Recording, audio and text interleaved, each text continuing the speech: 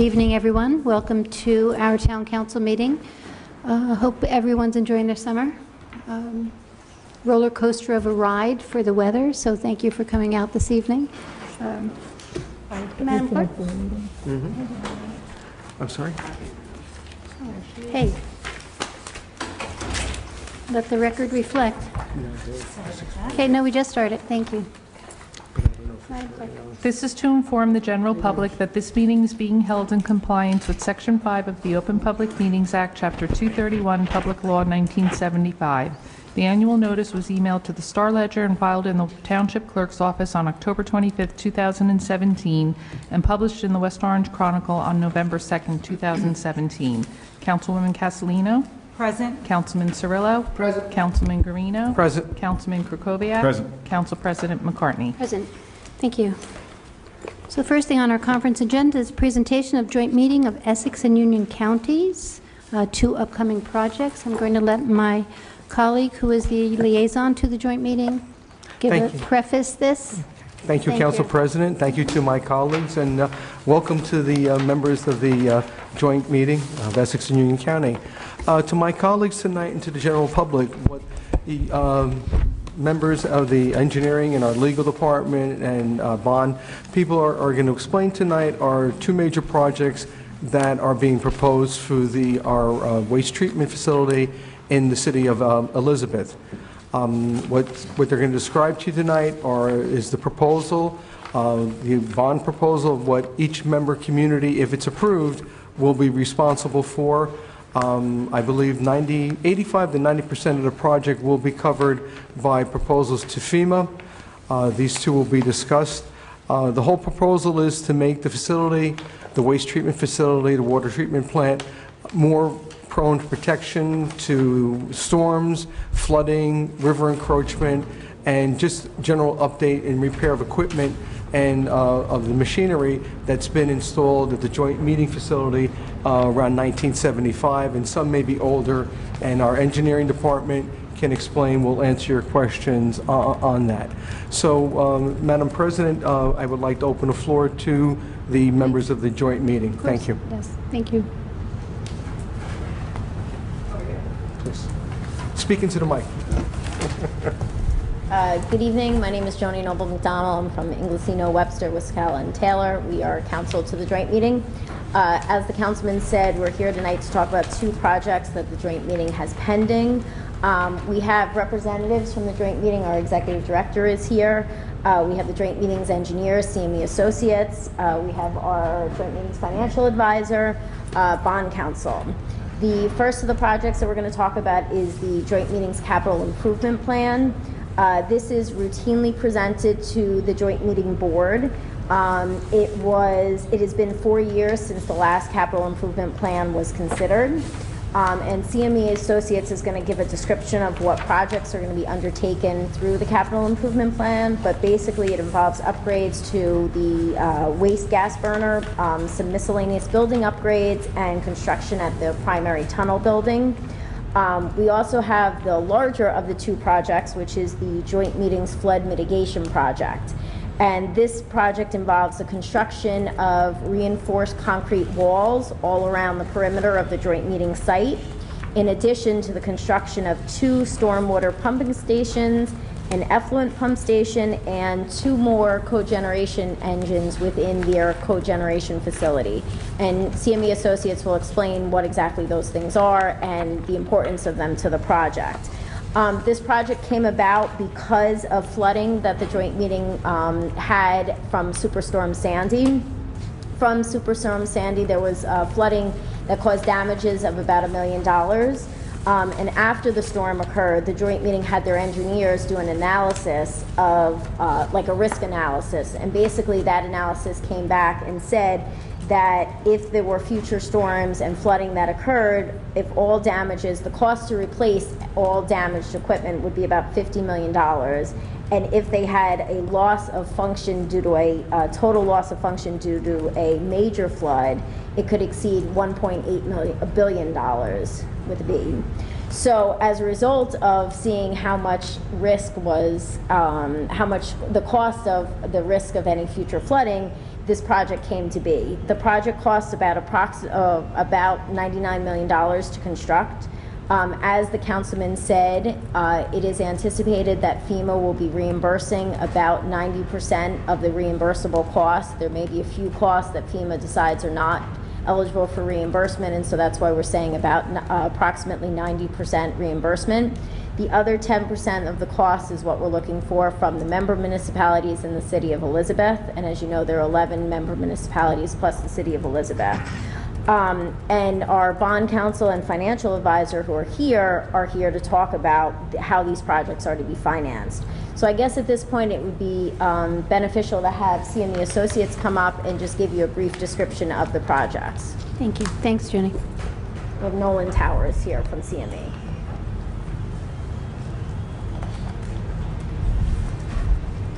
Good evening. Welcome. Thank you. Good evening. As Joni mentioned, I'm Nolan Towers with CME Associates, the consulting engineer for the joint meeting. The first handout.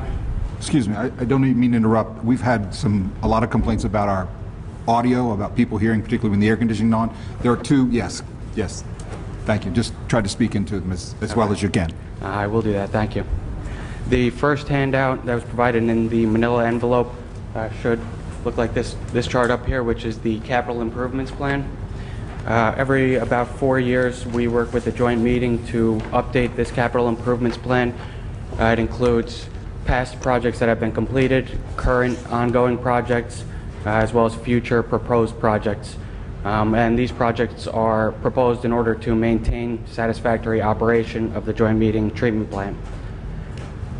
The projects on the left-hand side in blue are previously completed projects.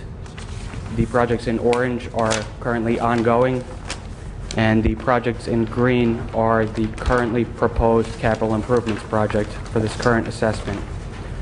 The projects in red are future proposed projects and are not included in this current assessment that we're dealing with at the time. So the three projects under this assessment are the waste gas burner upgrades, the miscellaneous building rehab, and the new primary tunnel building construction. The next handout that was provided is a site plan of the joint meeting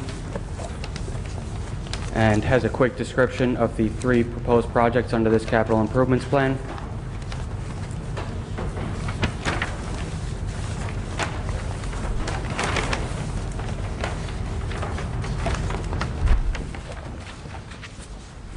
In order to make it clear where the projects are being proposed, we've color-coded everything. The first project is the waste gas burner upgrades, and as you'll see in the top left corner, there's a blue square corresponding to the description. That is where the proposed waste gas burner building is going to be constructed. The existing waste gas burners are used to burn excess methane gas that is produced in the anaerobic digesters at the treatment plant. When there's excess gas that cannot be used in cogeneration to generate electricity, it needs to be flared off. The existing waste gas burners are from the 1970s and have become extremely maintenance intensive, and replacement parts have been tough to come by, so it's become expensive to maintain those waste gas burners. So the project that we are proposing is to replace all of the waste gas burners with new state-of-the-art enclosed flares to meet NJDEP emission requirements.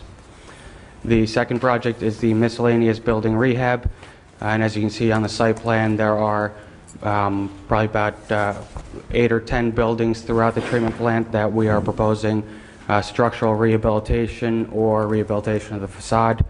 A lot of these buildings are the original buildings from the 1930s. Several are from the 1970s, and one of the buildings on the right-hand side, the dewatering facility, was constructed in the 1980s.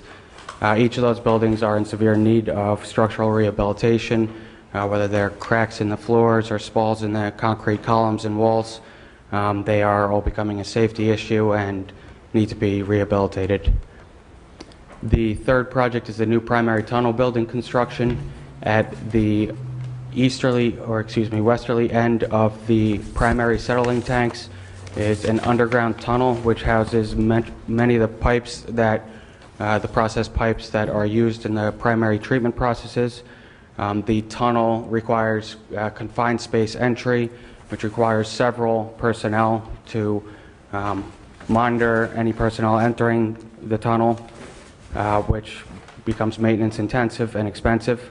There are also, as I mentioned, piping throughout that tunnel that are corroded and severely in need of replacement. In order to make it easier for future maintenance of that piping and equipment in the tunnel, we're proposing a new building to eliminate the tunnel at the end of the primary settling tanks. As I said, it will make future maintenance of the facility much easier and safer for joint meeting personnel. Any questions on the 3 capital projects? Yes, thank you for your brief introduction. I'm unclear about what the purpose or the use of the tunnel building is, and is it replacing another tunnel facility? We will actually open up the tunnel and construct a building around it so that there is no longer a tunnel, and it will no longer be a permit-required confined space. As I mentioned, the confined space requires at least one person outside of the tunnel to monitor anybody going into the tunnel, and with the condition of the piping and everything inside of the tunnel, it has become a safety concern. In order to make it easier to replace a lot of that piping and the associated pumps and equipment, valves in the future, and to eliminate the safety concern, we are proposing a building to be constructed over the tunnel, and we will open up the wall, the westerly wall of the tunnel, so that personnel can enter and exit without being inside of a confined space. And why was it originally a tunnel, or I guess buried below grade, if I understand correctly? To be honest with you, I can't answer that. That is one of the original 1930s processes. The primary side of the plant is from the 1930s. There are several tunnels throughout the joint meeting. I believe that tunnel is definitely in the worst condition of the tunnels that are at the plant. And does this tunnel have a particular purpose other than just sort of being a central place for all of the piping that you're talking about is corroded? It is pretty much just for the piping in and out of the primary settling tanks. It provides better access to valves inside the tunnel, which need to be opened or closed to keep those primary settling tanks in service. Typically, 2 of the primary settling tanks are in service and 2 are out of service for cleaning. That requires them to open and close valves to switch which tanks are in operation. So again, joint meeting personnel enter those tunnels several times a day at least. Okay, thank you. Mr. Tower, can you back up just a little bit and just kind of an overview on, you mentioned safety reasons for these capital improvements, but what is the environmental impact if these conditions are not handled now, like through stormwater? I guess what I'm trying to relate to, how much we've read in the news about beach closings because of heavy rain, and would that relate to what you're trying to do? Sure. Sir, please come introduce yourself. Yeah, Yes. of course. My Welcome. name's Joe Bonacorso. I am with CME Associates.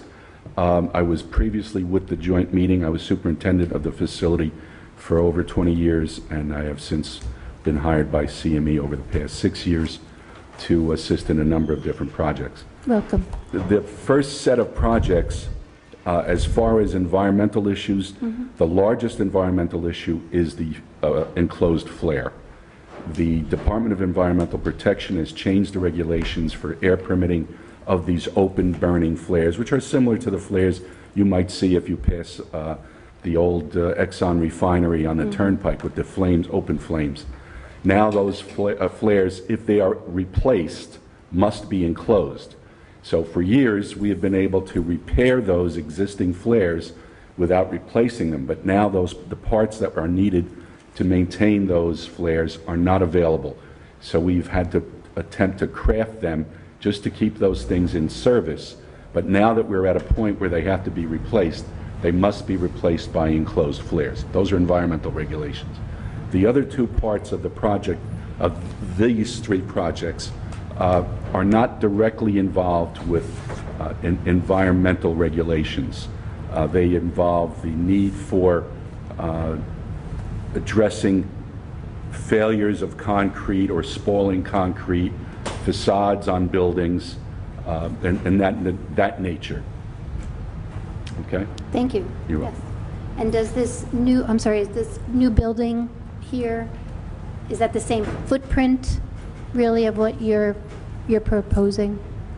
Yes, it won't be any larger than it needs to be to house any equipment that's Additional. associated with the waste gas burners, such as flame arresters and valves. Councilwoman, did you have a question? Councilwoman Castellino? Thank you, and thank you to our colleague, Councilman Guarino, for arranging this for you to be here today. I know this is a mandated increase on our budget this year, so I'm glad that we're taking the time to show the public where, where and why this came to be. In regards to the facility itself, I hate to assume, but I'm going to assume or ask the question that you did a needs assessment on the facility, and this is all part of a strategic capital plan. I'm assuming that's yes, for yes, we proposed work- plans in the future and whatnot. We work closely with the joint meeting to prioritize projects in order of necessity to keep the facility running satisfactorily. So these three projects were the next three in line that, with the joint meeting, we determined needed to be done next. Okay. And in regards to our administration, so these three projects, or I guess the payments or the bonding, are already calculated for our budget for this year, or this is going to be No. additional for the future? I think they're going to speak a little bit more about the financing of this, but this would be all future financing, has not been established yet. Okay, so the mandated increase we had for the commission not in our not budget, related to this is not related to this? Okay. Julie's at the ready to answer your question. Okay. Hi, Julie Ellers with Powell Capital Markets, financial advisor to the joint meeting. Yeah. So I'm going to speak briefly about the financing related just to this capital improvements plan right now. The cost of this plan, these three projects together, which is one capital improvement plan, is $17.3 million, and that is shared between the City of Elizabeth and the 11 municipalities that are the members. So West Orange's share is $1.39 million. And the proposed financing would be that an assessment would go out, and you would then, the Township of West Orange would then have a choice. You could pay the assessment in cash due next February of 2019, or you could borrow it through the NJIB, the New Jersey Investment Bank, which used to be called the EIT, the Environmental Infrastructure Trust. The EIT offers very favorable financing terms. Specifically, you would enter into a 3-year note at 0% interest. And so for 3 years, you would pay nothing. At the end of that time, the NJIB would offer long-term financing for like a 20-year bond, and some portion of that would be at the NJIB's AAA rate, and some portion would be at 0%. Right now, that ratio, we don't know today what that ratio would be 3 years from now, and we don't know today what the interest rate will be in 3 years. But the short version goes, you enter into a note, you borrow for 3 years at 0%, and then at the end of construction, you enter into a 20-year bond. In order to do that, there would be a financial addendum form, an FAF, which is like an application. I would draft it for you to try to make it as easy as possible with all the specifics and your township information filled out. There's also legal steps. I'm going to let Mr. Johnson speak.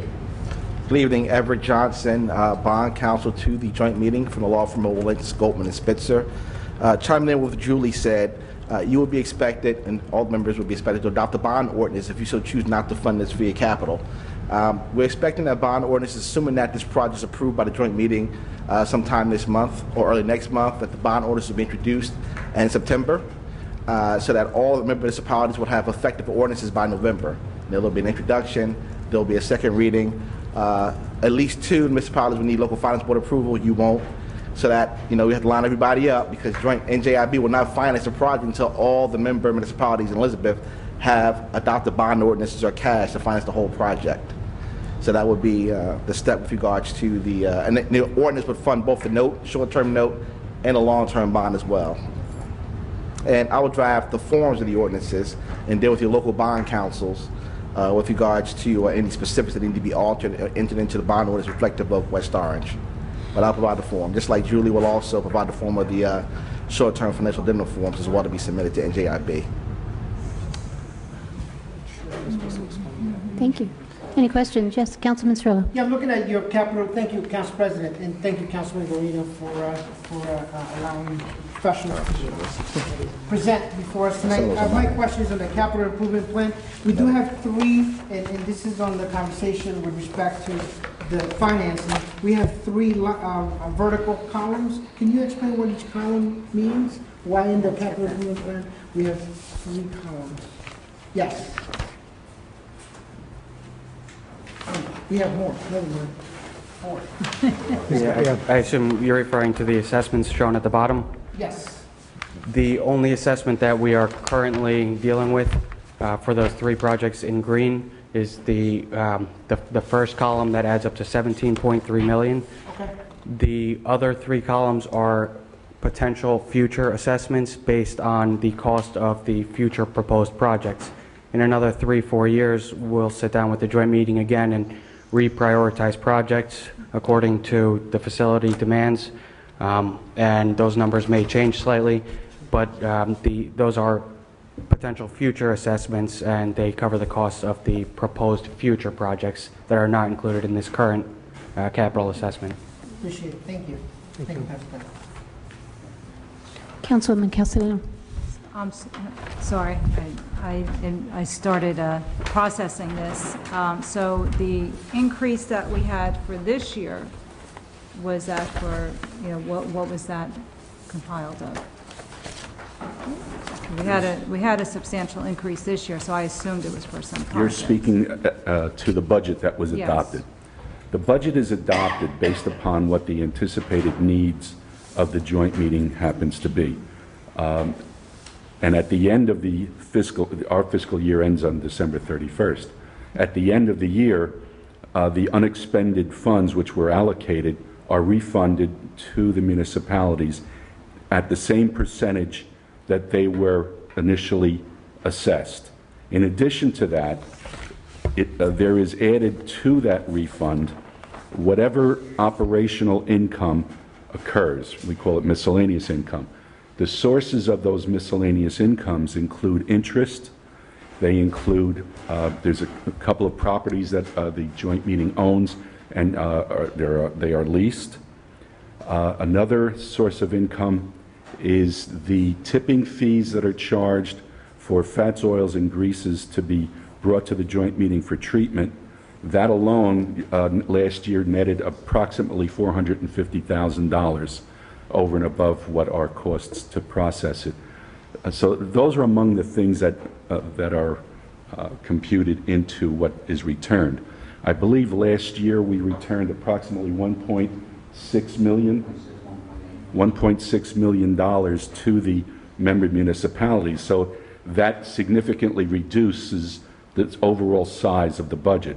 Among some of the things that we are very proud of in our savings is our power costs. Our cogeneration system generates about $1.8 million worth of power every year.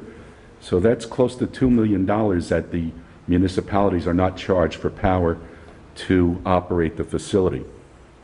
In addition, the joint meeting, over the years that I was superintendent and beyond, we have operated in a fashion such that it is shown to be the most cost-effective facility in the state of New Jersey, and it's very competitive with the rest of the country in similar kinds of facilities. The joint meeting is the cheapest in New Jersey, and the costs to each individual homeowner is approximately $145 per year for sewage treatment. Now, each municipality needs to add whatever costs they have to maintain the pipes in the ground and to make repairs to their systems.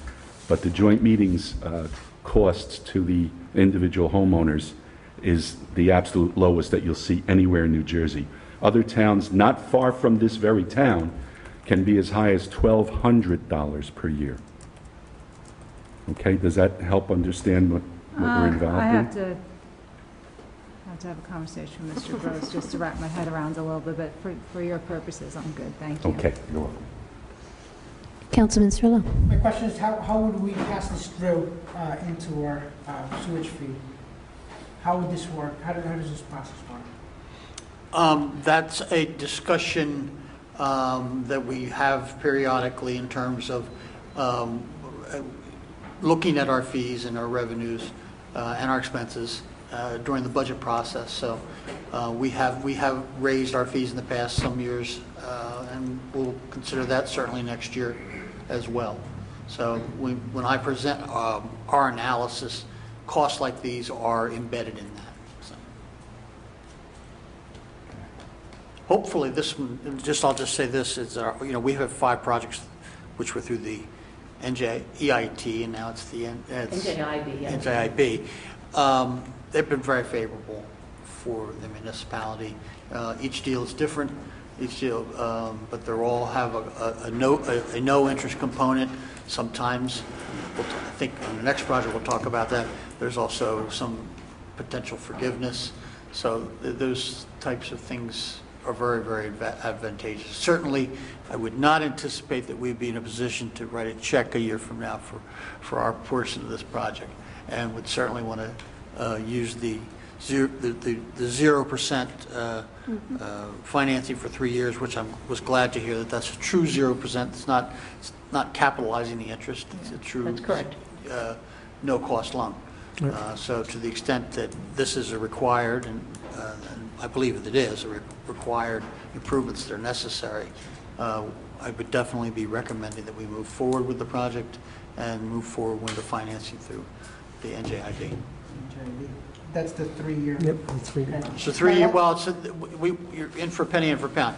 Once you're in, then every 3 years, you could decide to refinance it in a different way, I suppose, in 3 years. Correct. At the end of 3 years, you could pay off your balance instead of issuing bonds. But you still the owe it. expectation is you would. Yes. Right. Correct. You still owe it. It So has you're to be in. paid. Yes. And you're not likely to find better financing than what will be available at that time. Thank you, Council President. One last question for the presenters. There was a mention of a FEMA reimbursement. Now, that's not included in these numbers? Correct. It does. That's independent? It does not relate to these capital improvement this capital improvement project just discussed. This $17.3 million will be funded entirely by the joint meeting, meaning the City of Elizabeth and its members. There is no FEMA component to this $17.3 million. FEMA's the next part. We're about to talk about the flood mitigation, but we wanted to finish up with this one. And just to recap what Joni said earlier, this is very typical. This is how the joint meeting always works. As with any facility, things need to be replaced, things need to be fixed. Every few years, they group together the most urgent projects and come for financing. The joint meeting normally does not make presentations regarding the capital improvement plans to all the councils because it's a routine part of maintaining the plant. But we did it tonight because we're about to talk about a special project, which is the flood mitigation, and we wanted to be clear about there's 2 different things. Here's the plan, here's how they might or might not work together so that you understood that there's 2 different projects being proposed. Different projects.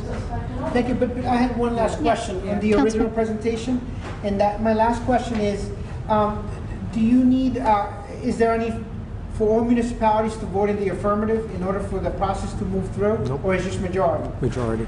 Okay, thank you. That's Majority. The question has been answered. 6 towns. Thank you, Ms. Ellers, if I could just ask a couple of just minor questions. Who are we borrowing at 0% for the first 3 years? NJIB. Okay. You would enter into a note with the NJIB. Okay, and we could pay off any time during those 3 years? I don't know the answer to that question. I'm not sure. It might be a... Everett? Do you know? 0%. During that 3-year period, the note will be out for 3 years. I don't think you pay off early, but we'll find out. We're not sure. That question was actually asked last week as well by someone else, and I reached out to them for an answer to that question.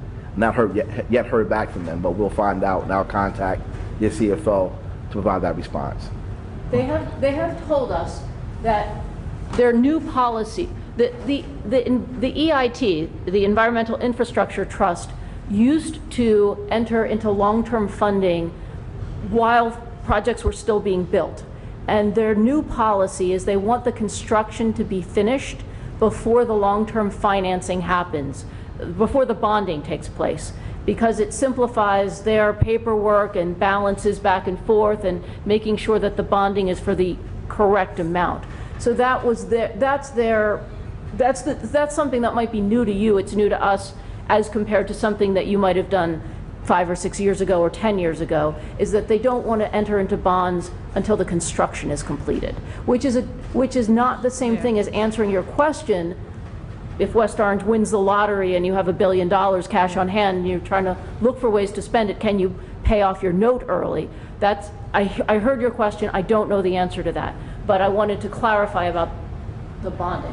But with that being said, if it's 0% interest for 3 years, you're not paying any money down for 3 years. I don't even know why I'm not really sure what the impetus would be to pay it off earlier than the 3-year period. You're not really losing anything for that 3-year period at all.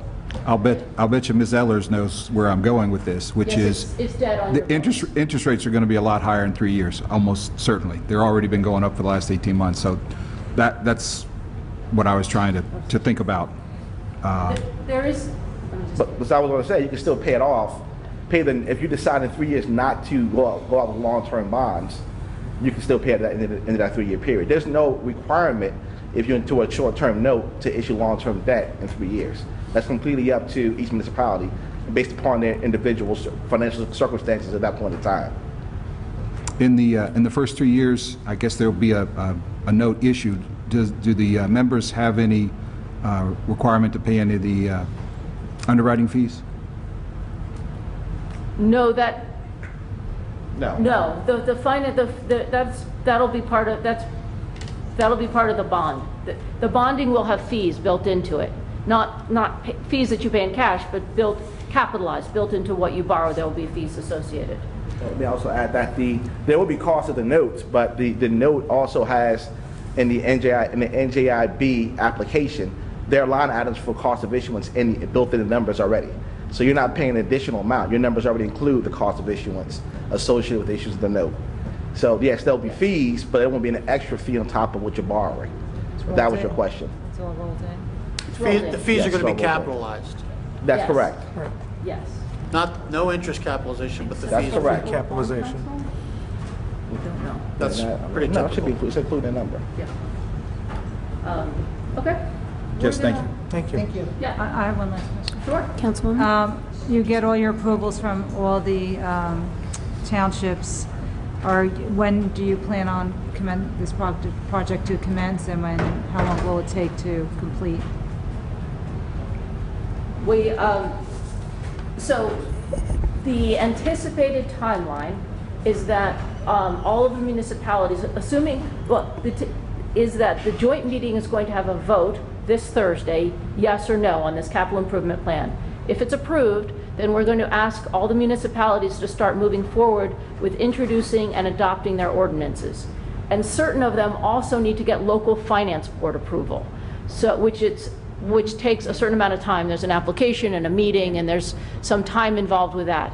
Ideally, we would like all of the municipalities to be done with all of that by November. Realistically, it might be a little bit, may take more time than with that, depending on everyone's schedule. And at the same time that is happening, there will be this short-term financial addendum form, this FAF application, which is also a paperwork thing. And again, we'll try to make it as easy as possible for you, but it involves filling out an application and getting details filled in. So when all of the finance and the legal parts are done for all of the municipalities and the City of Elizabeth, then we'll be able to close on the notes on the note with NJIB. So we are hoping to do that in December. It might be January, but that's kind of the time frame. yeah, and the even better answer to you is as soon as possible. If everyone introduced and adopt at lightning quick speed and got to the local finance board at the first possible meeting, and we were ready, and everyone got their FAFs done, and we were ready to close, in October, we would close in October. But that's the plan. Okay. And my understanding is that the construction schedule, Oh, yes. the correct me if I'm wrong, is 3 years. That's the estimated time to complete the projects. Okay. Well, the note. Which is why it's a 3-year note. It's to match Yeah. the projected construction construction. Mhm. Okay. That's it, thanks. Part 2. No one?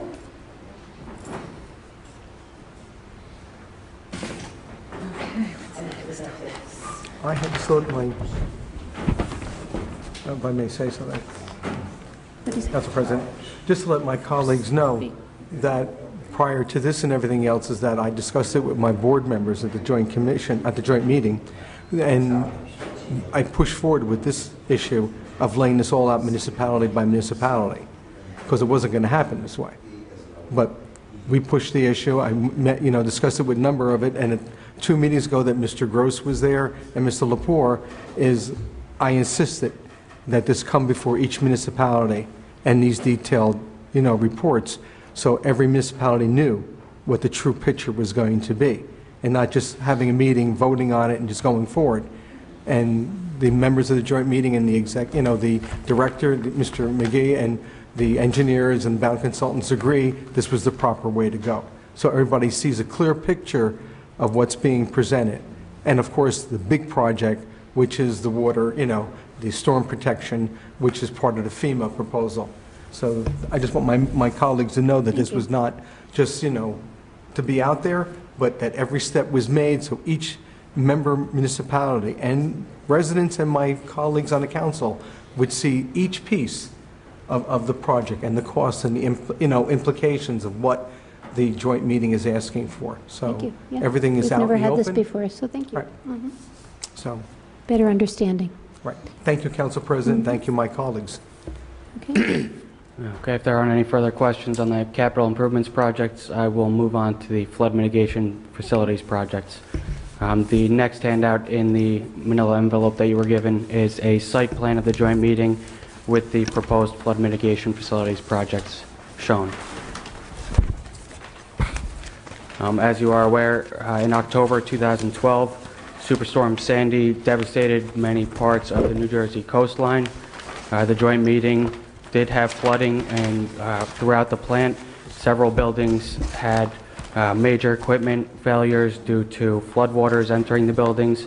The resulting cost was about $1 million to repair those facilities. Due to the fact that the joint meeting has a cogeneration facility, they were able to operate throughout the storm without spilling any sewage, which is very impressive. Many of the larger plants, or many of the plants on near the coastline, did not operate as well. Floodwaters were within about 6 inches of the cogeneration facility. Had the cogen plant flooded, the joint meeting would not have been able to continue operation, and there would have been much more significant damage that would have had to have been corrected. As part of our initial investigation following the storm, we worked with FEMA to prepare a cost-benefit analysis and environmental assessment. We reviewed several different alternatives that could be used to flood-proof the facility. The other major alternative that was considered was attempting to flood-proof each of the buildings individually by installing flood doors on every door in each of the buildings. That would create a much tougher environment for joint meeting personnel to operate the treatment plant, having to open and close flood doors on a regular occasion, and of course anytime that a storm was approaching, everyone would be going to close flood doors and try to protect all of the buildings.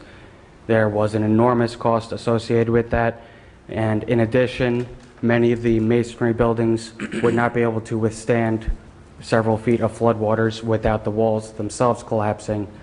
So it was determined that by installing flood doors, you really are not protecting each of the buildings. So the alternative that was considered next and determined to be the most feasible and cost-effective was to construct walls around the joint meeting plant, which includes the wet side, which is the left portion of the plant, and the dry side, which is the sludge drying and dewatering side of the plant. So there will be two separate walls. One important thing to consider as part of the cost-benefit analysis that we prepared with FEMA, we had to determine what the potential costs would be had the floodwaters entered the cogeneration facility and the treatment plant was no longer able to operate.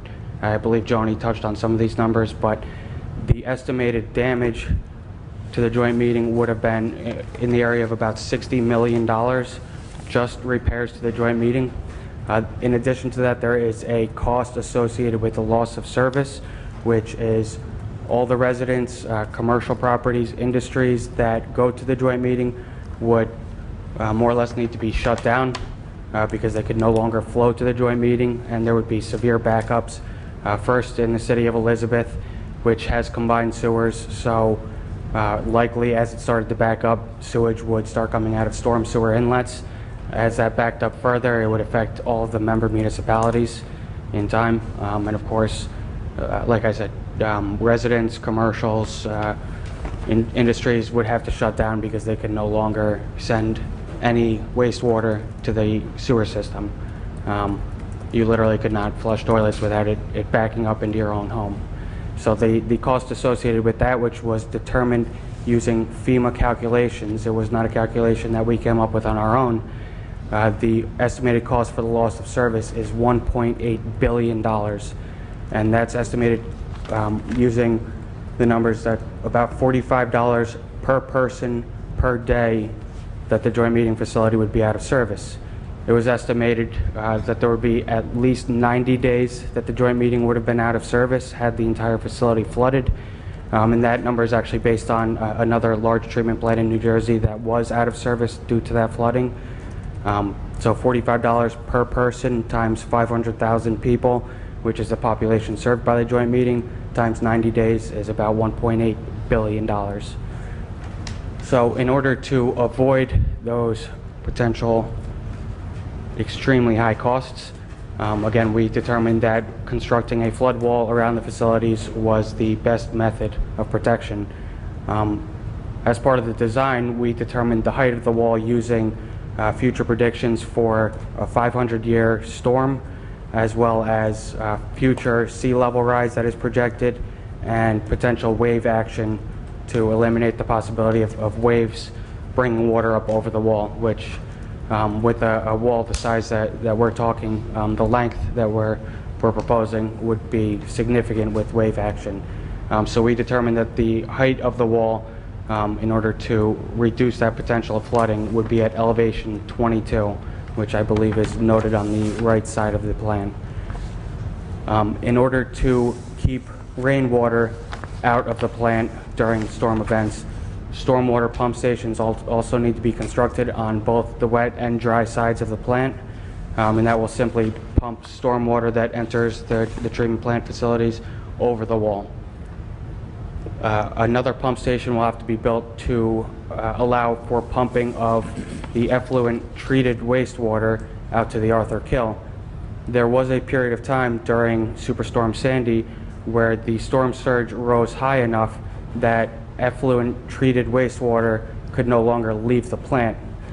Again, luckily, due to the cogeneration facility and the available capacity of the tanks at the joint meeting, the level of wastewater rose in the tanks for that short period of time where the treated effluent could not leave the plant. And luckily, it was only for a short period of time. So again, no wastewater was spilled, but floodwaters did actually enter the primary settling tanks. So for a period of time, they were actually pumping stormwater as well as the wastewater. So again, in order to allow for the treated effluent to be pumped, if there's another storm surge similar to Sandy, we'll be constructing an effluent pumping station, which is on the right side of the wet side of the plant, and you'll see a circle with an E in the middle and a little green flag. This pump station will be designed and constructed on top of the existing outfall, which is where the effluent treated wastewater leaves the plant.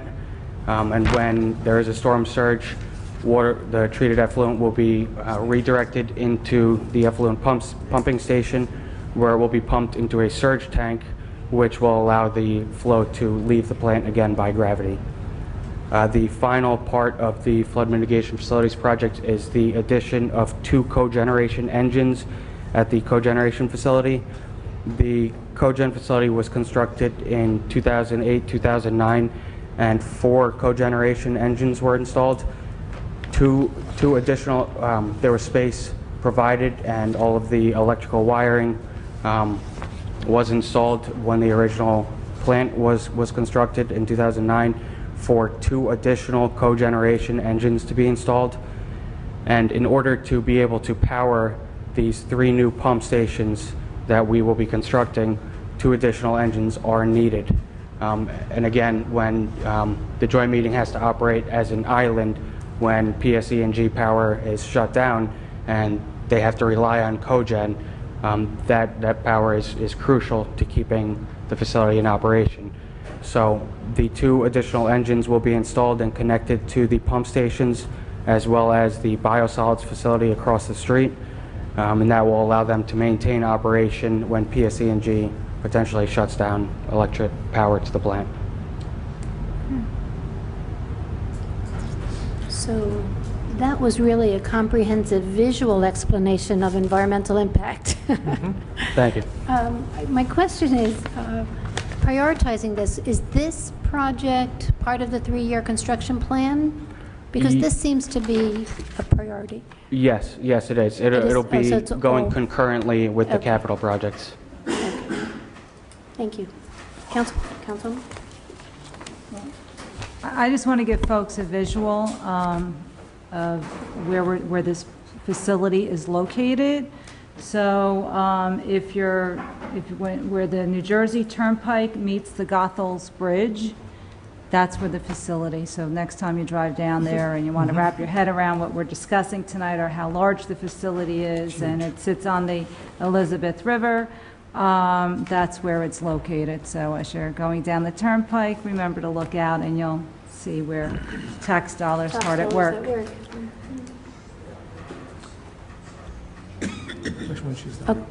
Councilman, did you have a question? No, that was it. I didn't have a Yes. question, but thank you for the explanation. Councilman Green? Thank you, Council President. In your other meetings with our member communities, what are any particular questions or points of order, points of view were expressed during your other presentations with our member communities?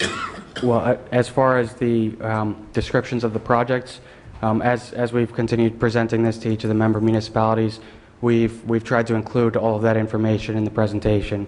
Many of the questions were how the height of the wall was determined, and as I mentioned, it's future projections of 500-year storm, as well as sea level rise and wave action.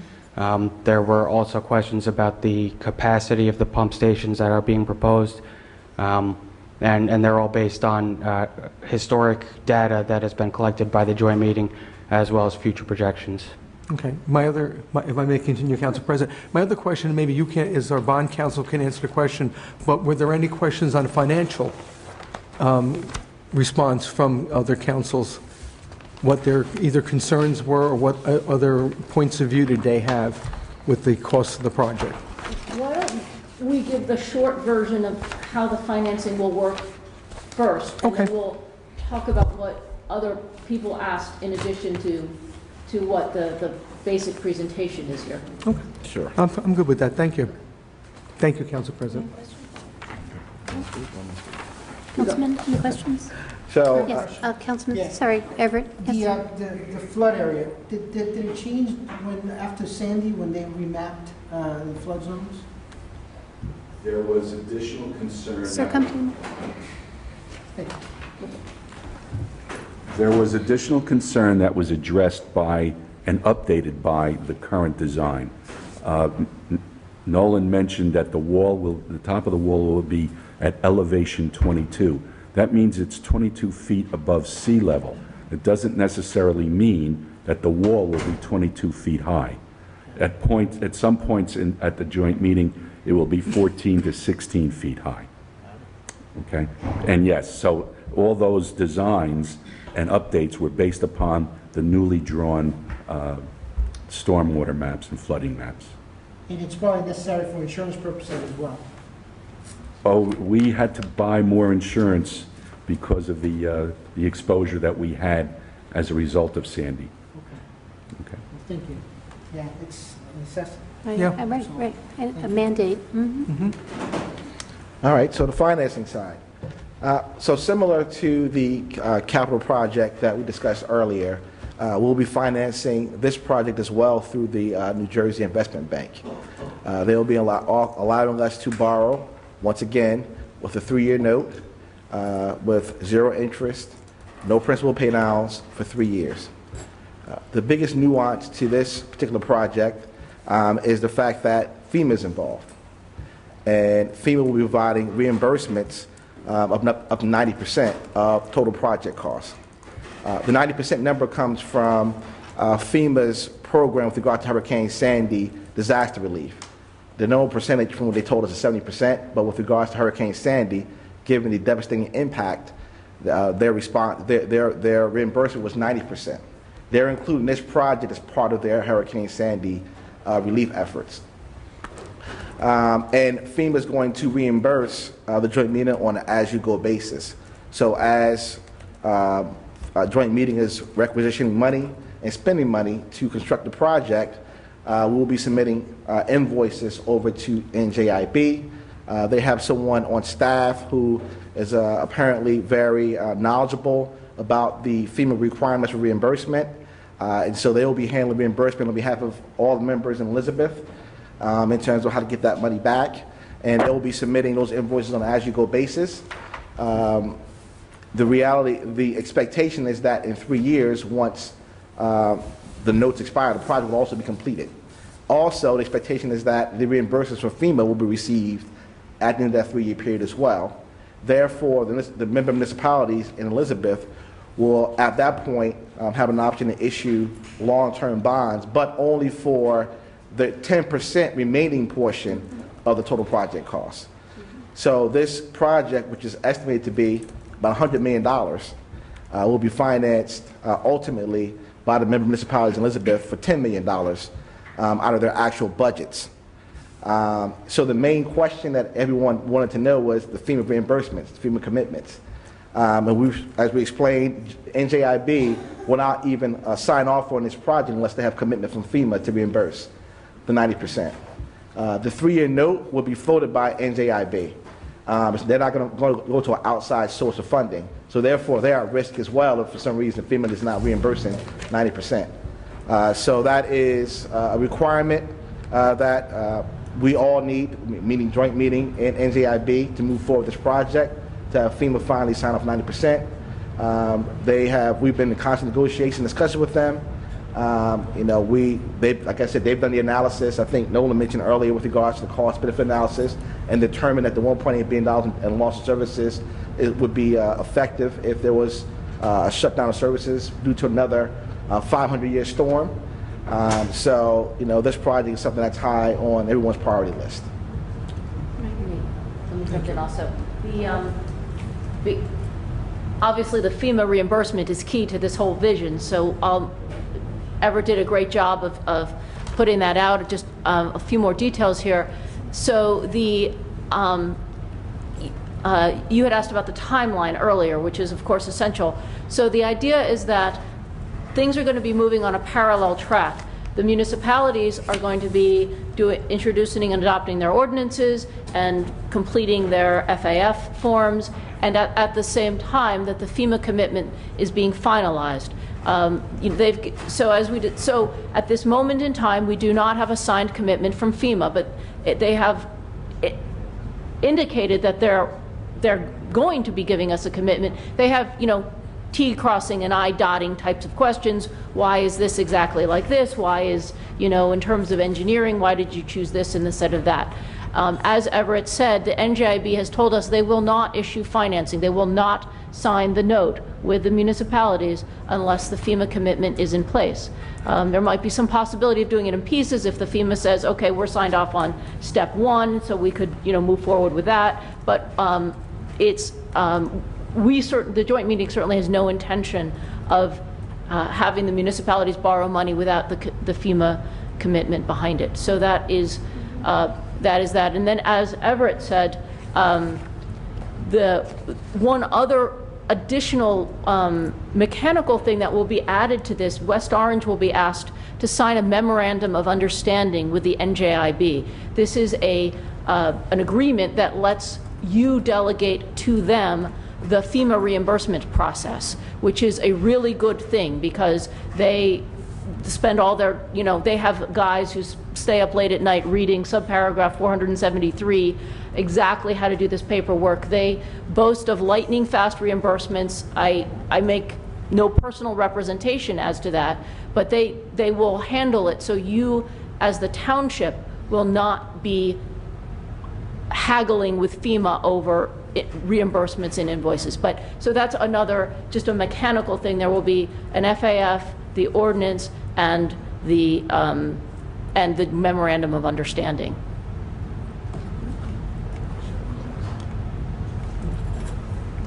So one thing we haven't mentioned in terms of is what the cost would be to West Orange. And so out of the $100 million number, West Orange has, well, saying 12%, but it's not really 12% of 100 million. It's really 12% of the balance because remember Elizabeth is paying about 30% of the total, the entire project. So if you look at there's a schedule here, you're paying 12% of the $65 million remaining amount that's being allocated between the 11 member municipalities. Your share would be $8 million of the total entire project, with the expectation that 90% would be reimbursed, and ultimately you'd be financing on a long-term basis out of your budget approximately $800,000. So that is ultimately what the $8 million ordinance, the ordinance would be for $8 million. It's a reimbursement grant from FEMA. We have to borrow the money. They're going to reimburse us on an as-you-go basis. We're not going to pay the interest or principal for 3 years.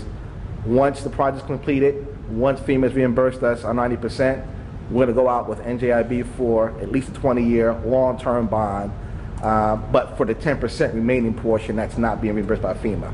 Or you might choose to pay the $800,000 balance in cash in 3 years. Now we are asking in the capital improvement project, there are some municipalities that always pay their assessment in cash. We're asking everyone, every member with regard to this particular project to pay via bond ordinance because it's a reimbursement. It makes no sense to pay up money up front in cash to get 90% back later on down the line. And furthermore, we want NJIB to handle the reimbursements to streamline the process. And the last thing I will say is that, once again, like the capital project, that 10% remaining portion, a piece of that will also be financed through NJIB on an interest-free basis, just like there was in the capital project. So maybe 50-50, 50% of the loan might be, like say $800,000, $400,000 may be interest-free, $400,000 at market rate interest, maybe 75-25. That's the percentage today. We've been saying 50-50 because we don't know in the future what it will be, but today it'll be 75-25. But there will be some percentage that will be interest-free, about $800,000. That's it. Thank you. You're welcome. I think we have one more question, though. Councilman Cirillo? Yeah, on the numbers. So West Orange would be responsibilities at $8 million. Yes. And 90% of that is $7.2 million, which may be reimbursable. 90% of $8 million. Right. So the 10% balance remaining to you is $800,000. We're rounding. There's a few dollars involved here, but that's. And just a dumb question: how is NJIB able to extend a note at 0% interest? It's subsidized by the state of New Jersey. Perfect. Good answer. Thank you. Thank you. Thank you very much. You're welcome. Thank you. Thank you for letting us present tonight. I just have one final handout that's just a summary of the projects that we described, the breakdown of the assessments that were spoken about, and some frequently asked questions that we had encountered. So, Good. thank you. Thank you. Thank you very much. Do you have that electronically that you could just send us? We can email to what they're copies to, but I'll email the clerk. I really have a hard Thank you. time. That I can hang on to on my own. Susan, I have to vote Thursday. Can I ask my colleagues how they want me to vote, or just vote mine? I'm sorry? I guess. Do we have to vote now? I'm sorry? Do we have to vote now? I'm not gonna vote. Their council with the, everyone's will be identical and just obviously switch in names and numbers. So do we discuss this now, or do we discuss this when? It's up to you. We will be presenting, when we receive it, we'll be presenting it to council for introduction and adoption. You certainly can discuss it whenever you're ready. Council? I don't know. How do you feel? Do you want to have this discussion now? Jerry has to vote on Thursday. Oh, you have to vote already? Right. Mm-hmm. I mean, what is the I alternative? was going to say, we don't have much of a choice. First, it starts as a mandate. There's two decisions. Please. I don't think you have much of a choice. Yeah. The bottom line is how we, through Mr. Gross and myself, we sit down with them and figure out how we're going to finance it. That's all. Because we are part of the joint water sewer, that is our sewer commission, and otherwise you don't, and you're out, and then you got to figure out how you're going to put sewer into the township. So it's a question, I think, of not what you're going to do, it's how we're going to finance it. And that's something John and I need to sit down and talk about and bring back to the council and say, this is probably the best way for us to do it. It's one, if not the one, primary service that we Is the provide. primary We provide to every member, visitor to the municipality, and it is already being provided at a reasonable cost. And in order to continue to maintain what has been put together and what we benefit from, you have to invest that. As far as for the capital improvement, as far as the FEMA protection, that's to me even more of a no-brainer in the sense that you're going to get 90 cents back on every dollar of protection that you're going to give, so that we can continue to provide services to every man, woman, and child who live, work, play, or visit here. So I agree with Jack. I think it's just a matter of projecting out what the costs are going to be and how that will fold into our future plans and format our future plans as well. Obviously, you roll all that out for us then. Well, I can tell you what it's going to cost. I roll that out. What impact will be is our future decisions on how we look at our other financing, and how we mesh that in with it, just like we do now. And if I may, Council President, if I may to my colleagues to explain, that was the whole purpose too, of having them make this presentation. Mr. Gross and Mr. Lepore were at the meeting where they were just going to say vote on it, and but I felt, and I convinced the other members, that the councils needed to see these presentations, and that the general public needs to understand the full concept and impact, not just say we got to borrow this money, but understand what the final thing, if the facility was to stop operating, if the facility was damaged by a storm, what the overall cost would be to the community and to that. And so that's why I asked them to do this, and they did it in every municipality. And it seems to be a good benefit, so everybody has an understanding. And you asked your questions, and as your representative, I wasn't just going to vote on something without involving my council colleagues and the municipality. Thank you. So That's, by the way, that's the other side of it, is that the joint meeting will make this decision, not the council. To the extent that they're going to vote. 6 members. If 6 members vote yes, it's... You vote, West Orange is committed to whatever decision's made by that. That's part of our membership in the joint meeting. So the decision really will be made at the joint meeting level, and then the ordinances will then be forwarded to the council. Council will still have to go through a process, but you have a contractual obligation to do that. So it's not, so this is, to that extent, it's a good time to have this conversation. I do have one question, Councilman Guarino. Yes. And I apologize that I didn't ask this why they were still here, but you sitting in the meetings, hopefully you can answer this. So Superstorm Sandy was, what, 5-6 years ago? And so they're up to this point now, I assume maybe because they were making repairs on the facility, and now this is, like, in other words, like, why wasn't this project on the table when they were making those repairs? What was the mindset then? They've been doing capital repairs all along. They've been, doing assessments, and the assessments take a while between with FEMA and the assessments from the engineers. Thank you. The assessments from the engineers. It takes a number of time. It doesn't take a few months. It takes a year or more. But that would have been a better question to ask when CME and the representatives were here, and they could have given you a better response. But I can, for you, pull that information together in a timeline and have it for you, shortly. Okay. Thanks. But not only that, in terms of getting federal commitments That's to true. do that, Right. to number one, forget all the commitments as to the nuts and bolts of how you're going to do it. That it is a project that they're going to commit to. Okay, we will fund this for you. We think this qualifies under our guidelines. That could take years alone. So I did not find it unusual that here we are 5 years out. They're ready for. They're basically, you're talking about a 3-year build out. You're probably about it being a year from plans and specs. That's that's a lot of work that's already gone into it. No, I agree with that because I have a home down in Manahawkin, and it took forever for them to figure out what houses should go up, who's going to get funding for that, and that took a few years to shake out. I will say that sewage down there is $800 a year, pay $200 quarterly, so it's $800, and we don't have the system that we have up here. I could tell you that when it rains, the roads still flood pretty well, so. All right, thank you. That's all my questions. Thank you. Thank you, Councilwoman.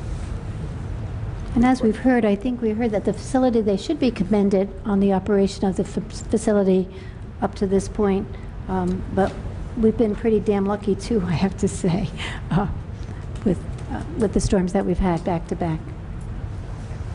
Okay.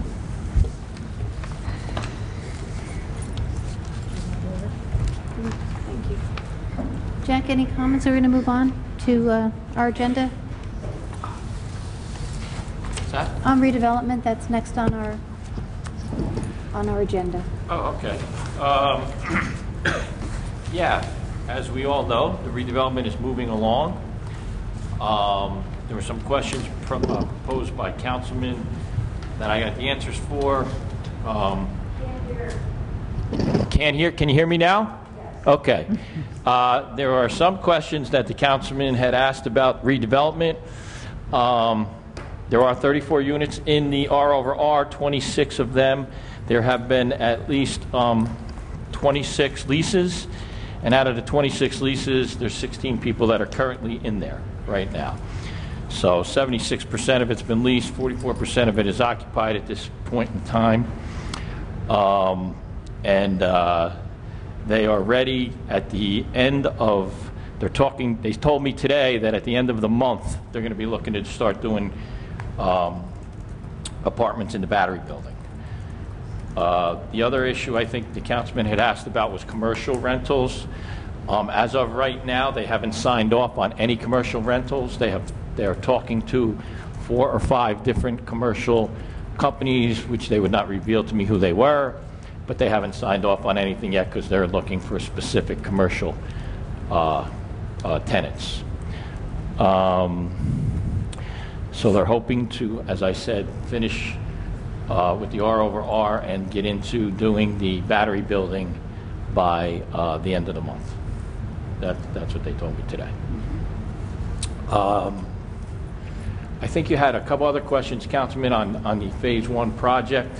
with regard to the documents on Phase 2 also, there were no changes in any of the documents. The only changes are the dates, because when they signed them at a different date.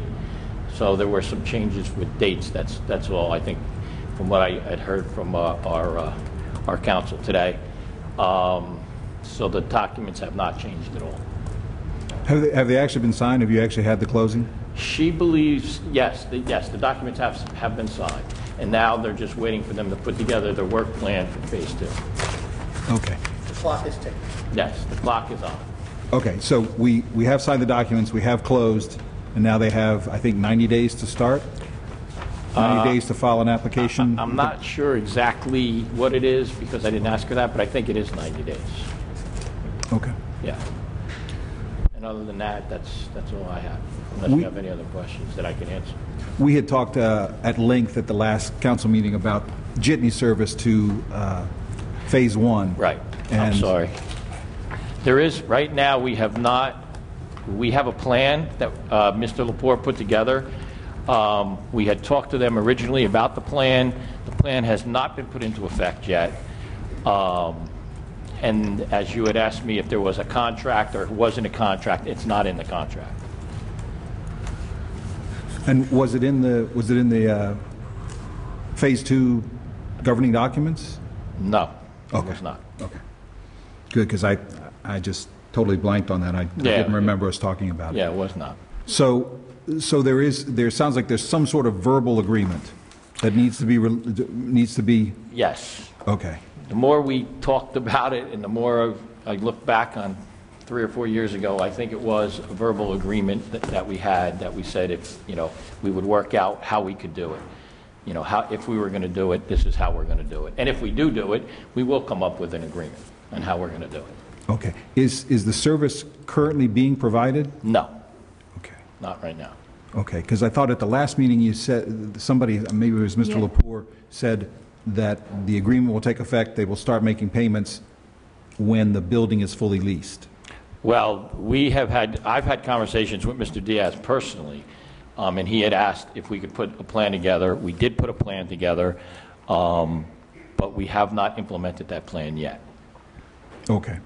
One of the things that was mentioned was a $30,000 figure, and if that was done a few years ago, and I guess it likely was, our costs of the jitney have gone up considerably between the new labor contract, the new driver contract, and gas is just going through the roof. Are you looking to perhaps try to get more money than the $30,000 that may have paid for it 2 or 3 years ago, but probably doesn't now? I'll be honest with you, I haven't really thought about that, because what we had originally talked about was doing one bus from there just for that unit, and now what we're talking about is that unit just being a pickup spot with all our other units. So I have not really thought about that yet, but that is something we can talk about. Because I'm just I'm just trying to get my head around this. If there's 5 or 10 people that take the jitney every day, that's one thing. If there turns out to be 40 or 50, that's going to be the difference. That will be the difference in the pricing. That will definitely be the difference. And that's, like I said, originally we had talked about doing just a jitney for that unit going back and forth to different train stations, but now we're talking about it just being a stop from our Route 6 jitney. And if I may, that was a discussion at the planning level. Yeah. So that was a discussion. It was a recommendation that was made. It was not a condition of the application, but it was the discussion that should that ridership demand be there, that they would provide this service. Absolutely. Mm-hmm. Yes. Can I jump in? I'm sorry, you done? Can I jump in about the jitney? Yeah, I just wanted to ask one more question. My memory is that originally Prism had said they would provide their own jitney, and then they said no, we're not going to do that, or we're going to think about it. No, if the demand was there, they would. Okay, please. So yes, so this conversation had started. I had visited the site and was talking to the leasing director there. And so, we're at a catch-20, we're at a point where if you're calling to lease the apartments and you want to, you're going to pay, the rent, you want to know that you could take a jitney now as opposed to is it coming in the future. And technically, pretty much the residents are entitled to the service because we have it all over town.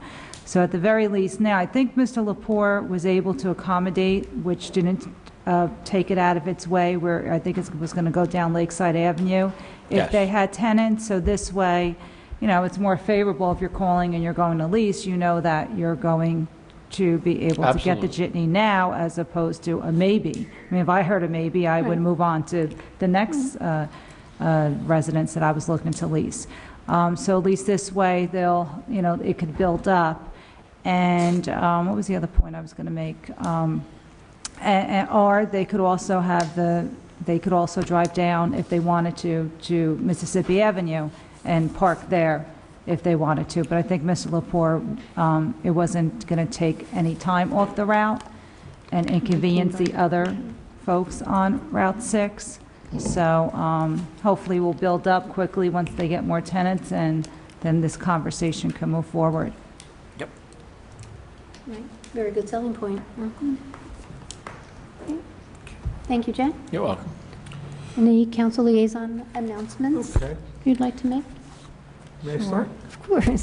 Seem anxious, and Saturday you have a big event. Sure. Thank you, Council President. Thank you, my colleagues. Coming up on this Saturday, July 21st, from 2 o'clock to 6, will be the first ever West Orange Idol. And we're putting together many, many acts from around town, throughout the township. And we hope you'll come out. There will be food trucks. There'll be a great day of meeting your neighbors. It'll be held at Edison Middle School. So we hope you'll come out for the first West Orange ever Idol. Surprise judges will be there. I can't tell you who they are right now. So if you need more information, please visit the website at www.downtownwestorange.org, and you'll get more information. Also coming up in September, the date hasn't been fixed yet, but of course will be the Mayor's 5K Run for Ovarian Cancer. Every year it's a very successful program for the Township of West Orange. It's a very big issue, something very, very important as cancer touches us all, whether it's ovarian cancer or not. And I hope you'll all put it in your memo pads, and the date will be announced soon. And I hope you'll put teams together and register for them and come out and support women's ovarian cancer. Other than that, too, the downtown, we had a very successful West Orange Pedestrian Safety Advisory Board meeting on the agenda tonight. Thank you, Council President, for your support, and to Lori Kaffner and other people working with Millennium, our grant writers, to the proposal for the Pleasantdale pedestrian streetscape, which will be enhancing pedestrian walkability in the Pleasantdale area of our township, particularly with the jitney. So we're really looking forward. We hopefully will get this award because it's basically geared to what we call alternative transportation, which is the jitney and walkability. So we're really excited about that. From our meeting last night, our crash ratio from second quarter in 2017 to second quarter of 2018, our crash data is down 24%, which is a big improvement. Also, which I will have for my council colleagues, hopefully at the next council meeting, are 12 proposals that I've had our residents give me to ask the County of Essex and my council colleagues to support improvements for pedestrian safety, particularly, thank you. Oh, thank you, Council. Thank you, Madam Clerk. Particularly in doing an audit and adjustment for street light timing, especially in areas of senior citizens, additional sidewalks, additional lighting, placing of additional specialized LED traffic stop signs, particularly in the school areas throughout the township. We're also reaching out to the school community through the Council of PTAs to get permanent representation, because we need input now from the school system for additional pedestrian safety, particularly for the Safe Routes to School programs, other things that we're really moving forward. Also at the meeting last night, which was very well attended, Mr. Lepore gave a description and a presentation for the road diet, which we'll be doing here on Main Street, the first phase goes from Park Avenue outside of Llewellyn Park all the way down to Torrey Corner and Washington Street. It's very, very exciting what we're planning to do. Once it's approved and once it moves forward, we will make a big media presentation so our residents and our merchants know exactly what's going to happen, and so everybody will be fully aware of the traffic patterns, the parking patterns, the new mid-block crosswalk down at Edison Middle School, pedestrian activated. So all in all, since we've formed the Pedestrian Safety Advisory Board, there have been tremendous inroads in pedestrian safety and traffic safety, police involvement, and the numbers of our crash data are reflective of what's going on. And to conclude my presentation, thank you, Madam Clerk, the date for the 5K run is September 23rd. And if you need information, please go to www.walkforovariancancer.com. And thank you to my council colleagues, and thank you, Madam Clerk. Liaison announcements? No? Councilman Cirillo? Yes, Council President. Debbie Salnor is the property manager at the James Degnan House at 430 Eagle Rock Avenue. That's where I serve as a board member on behalf of the Township Council. And today she's celebrating her 24th anniversary as an employee of the facility. So I just want to publicly thank her for her service and congratulate her on her 24 years. She said she remembers the first year at the facility, and she went home crying for the day. And the second day she went home crying, and now she seems to have gotten a hold of it. She's doing a good job. Tomorrow she has the New Jersey Home and Mortgage Finance Agency coming in to do a walkthrough and an inspection. And I told her not to worry, she'll be fine. So it's always a pleasure to sit down with the board members and share any assistance that we can lend to Debbie, as she's doing a good job. Things are never perfect. We can never, as we know, we can never please everyone, but Debbie lives around the corner and does her best to service the residents. So again, congratulations on the 24th year anniversary. Lastly, we have Latin Night coming up, August 4th, Latin Night. Noche Hispana over at OSPAC, the Oscar Schindler Performing Arts Center. That is from 5 to 9 p.m. We've been blessed with good weather the last few years, and we expect good weather again.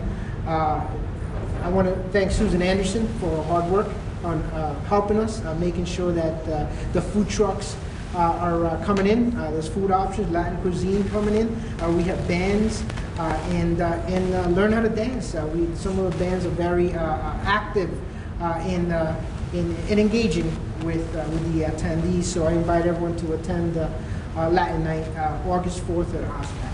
Thank you very much. Thank you. Councilman.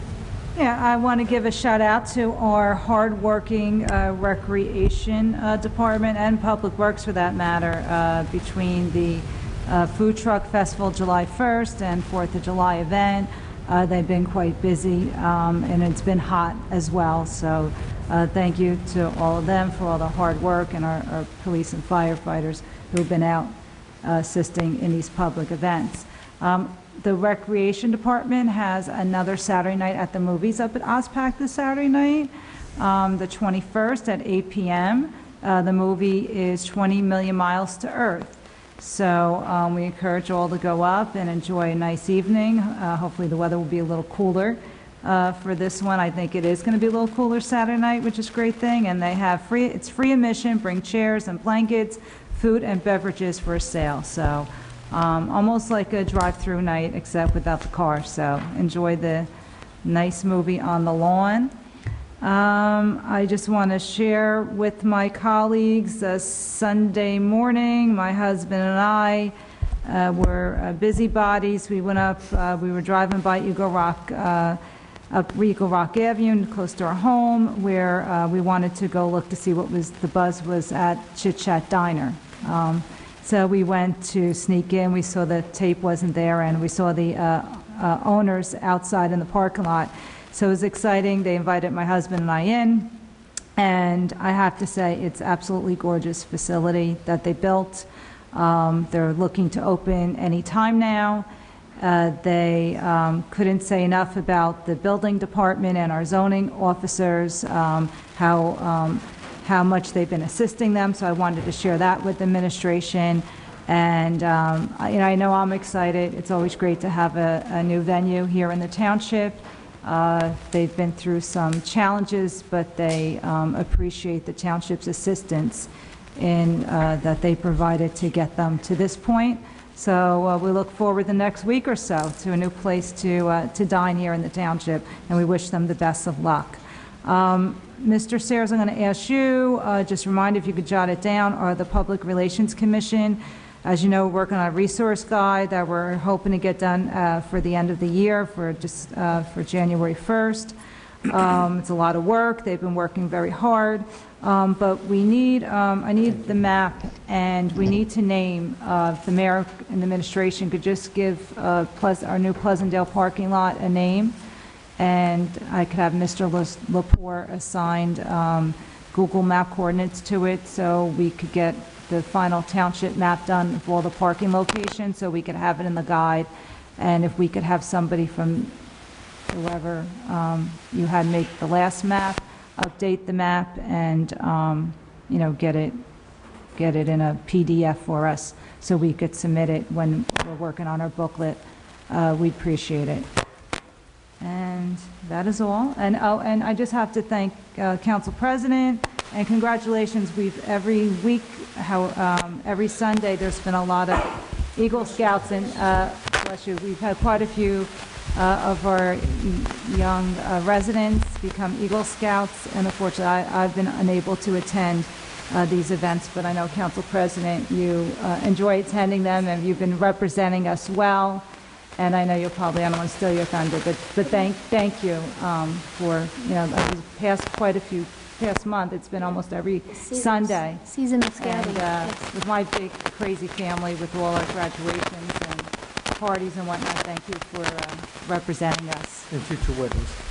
Yes. If I may, Council President? Thank you. If I may, just an add-on. Thank you, Councilwoman. And I just want to make another mention, which you brought about the Chit Chat Diner. The West Orange Police Department has taken special note that they will be watching that area as soon as the event opens for traffic and see what the issues are. And if it gets to a point where it's above and beyond, the county will be brought in and involved, because this is a county road. But the police department at the meeting on last night brought the fact that they will be watching the Chit Chat Diner and traffic coming in and out in the patterns. So That's great. Good. Because the view is unbelievable. I mean, you sit in the back, just from the view from the restaurant, but I'm sure they are going to have people that just want to go drive in to look at the view and drive out. But I have to say, it's going to be lovely. Thank you, Councilman. Councilman. Yes, if I could just ask a follow-up. We were talking about the Chit Chat. Do they have a certificate of occupancy yet? Do you know? Anytime now. Yes. Within a couple of weeks. Okay, so I heard about 4 different answers. What's the actual answer? Yes. I talked to Robert Williams, and my understanding is it's a couple of weeks. Okay, so... Before it opens, a couple of weeks before it opens. Right. Yeah. Because I heard they were waiting on the CO before they could do a lot. Correct, that's correct. Like hire people and train them and that sort of thing. Okay. Thanks.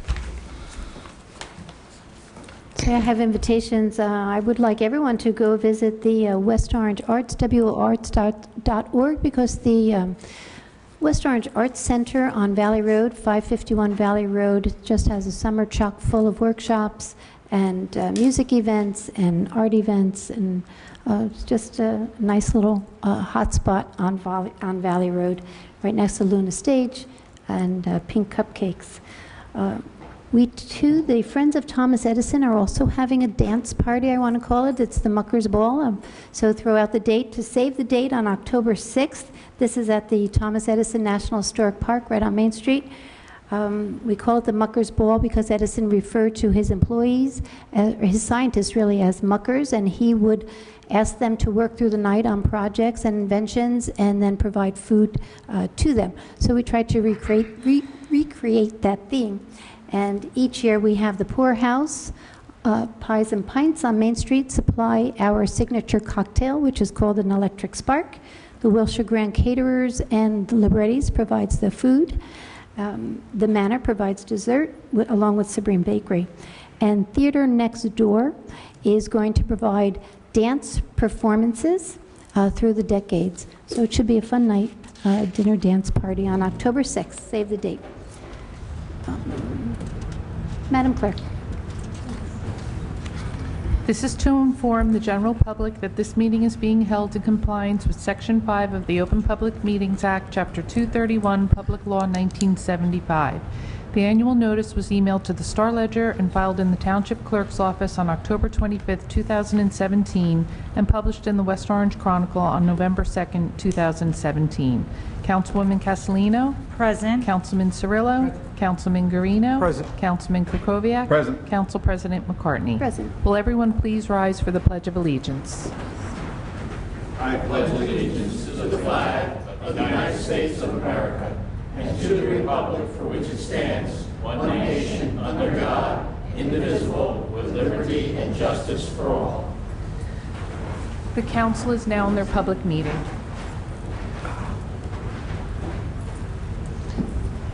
How you doing, Nathan? Sorry, our conference agenda went way over time, but next part of our agenda is public comment. If anyone would like to make a comment, please step forward, introduce yourself.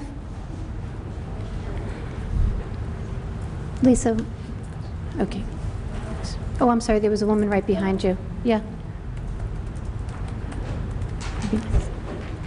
Good evening, everyone. Lisa Fahori, 201 Gregory Avenue, here in my role as the president of the library board for the West Orange Public Library.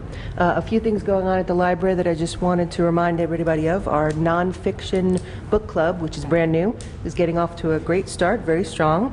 They meet on the third Thursday of the month, which is actually this coming Thursday, the 19th, 7 to 8:30.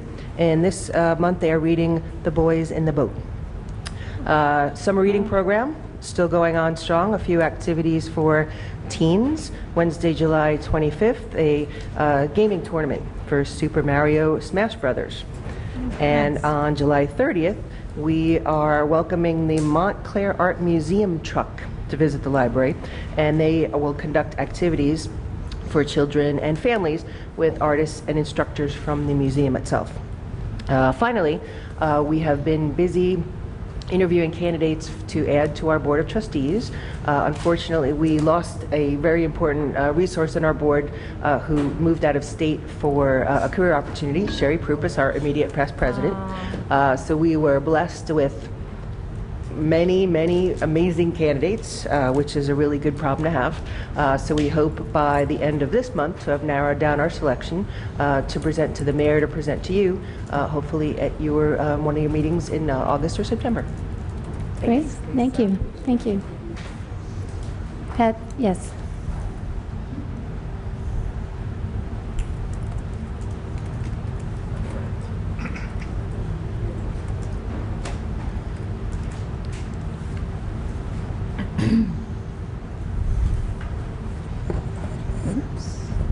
Good evening. Pat Segalis, Degnan House, Main Street in West Orange. During the prior council meeting, it had been brought up that there is a lot of confusion and lack of communication between the residents of Degnan House with regard to transportation. Councilwoman Castellino further went on to say that Mrs. Salinardi has always posted the event flyers for these events for the tenants, and that the confusion lies with the tenants. This is incorrect, as there hadn't been any conversations with any of the tenants regarding the Tribute to Nikhil event, other than that of Frank Grasso and myself, as we waited for transportation to pick us up. Now, with regard to the Tribute to Nikhil event, I had seen flyers and an article in both the West Orange Chronicle and West Orange 411. I noticed that there had been no posting in our lobby. So I spoke with my friend Rosary Morelli to see if she knew anything about the event. So after our conversation, I decided I would make my own notice for the tribute, including place, date, and time, and that there would be transportation. Subsequently, I found out that there had been a flyer specifically sent to all of the senior housing facilities which stated there would be transportation. At first, Debbie was reluctant to let me post my notice and stated that she was reluctant based on a conversation she had with Jack Sayers, and that transportation could not be guaranteed for this event. I told her that transportation was indeed guaranteed and relayed what the prior council meeting had determined, that the seniors would have transportation for these events. She then agreed to let me post this in the lobby and elevators.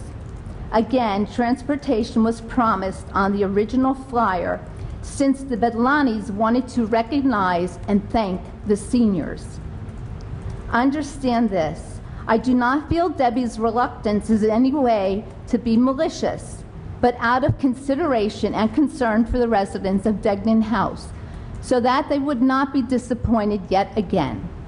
Debbie does do a lot of things for us, so we do really appreciate what she does. So I know where this was coming from. It was not, like I said, malicious. Remember, many seniors have disabilities and rely on the transportation, which is the only way they have for getting to these events. Don't we deserve to go to these events as well? If an event is held in the evening, many seniors are reluctant to drive at nighttime and thus rely on the transportation.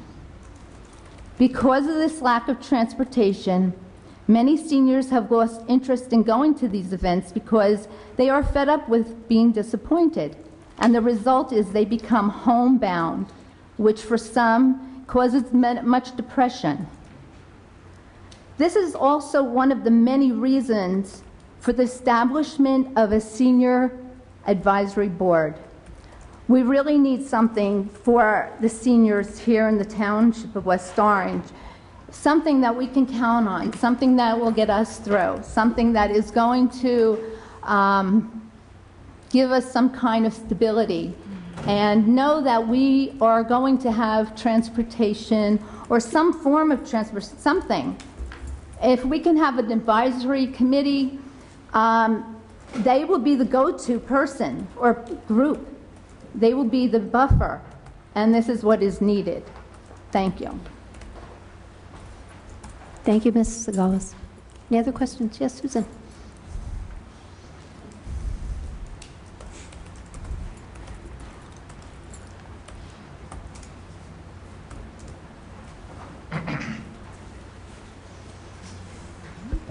Good evening. Susan Lentrick, 234 Eagle Rock Avenue. Councilman Guarino, you spoke about pedestrian safety this evening. Can you speak? I can't hear you, ma'am. Oh, I'm sorry. That's okay. You spoke about pedestrian safety this evening, and I really appreciate that because I was going to speak about it myself. There's an area over, I wanted to advocate for a crosswalk and LED lighting and anything to help make it safer by the Edison School on Main Street. I used to live in that area, and it's extremely dangerous. There are cars coming out of the gas station. They're coming out of the Dunkin' Donuts. They're coming out of Park Drive South, out of Park Terrace, in addition to the cars that are actually on Main Street. So I'm happy to hear that there's something in the works, and I'm wondering if you could maybe give us some kind of a timeline on that. Sure. And also, will it be done before the school year begins? That's good. And I just recently spoke to a neighbor of mine. I used to live in that area, and he said that he frequently observes cars speeding on Main Street there, and he would like to see some more enforcement of the speed limits if possible. So maybe that could be something that could be looked at. And on another subject, I watched part of the council meeting from last time, and where a number of residents spoke about the sound system here in the council chamber. I know that this has been in the works, and it's been worked on for a while. I think several years ago there was some work done, and maybe about $30,000 or something to that tune was paid. And I'm wondering exactly what was done, because maybe there was an improvement, but there's still issues. And I know a lot of it has to do with the air conditioning system, which is extremely loud. And sometimes it's due to people not speaking into the microphone, like maybe I myself tonight did not do.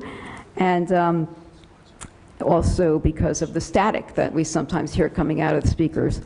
So since these are public meetings and it's really essential for us to hear what's being discussed, I wonder if there's any plan to address the problem a little bit further. Thank you. Thank you. Any other comments? I see a hand. Yes. Thank you.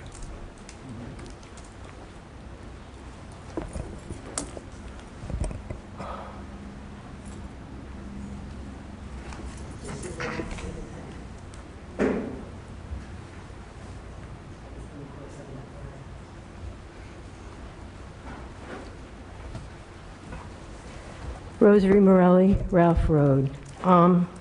I'm here tonight on behalf of my neighbor who put together the issues regarding the bumper cars in O'Connor Park.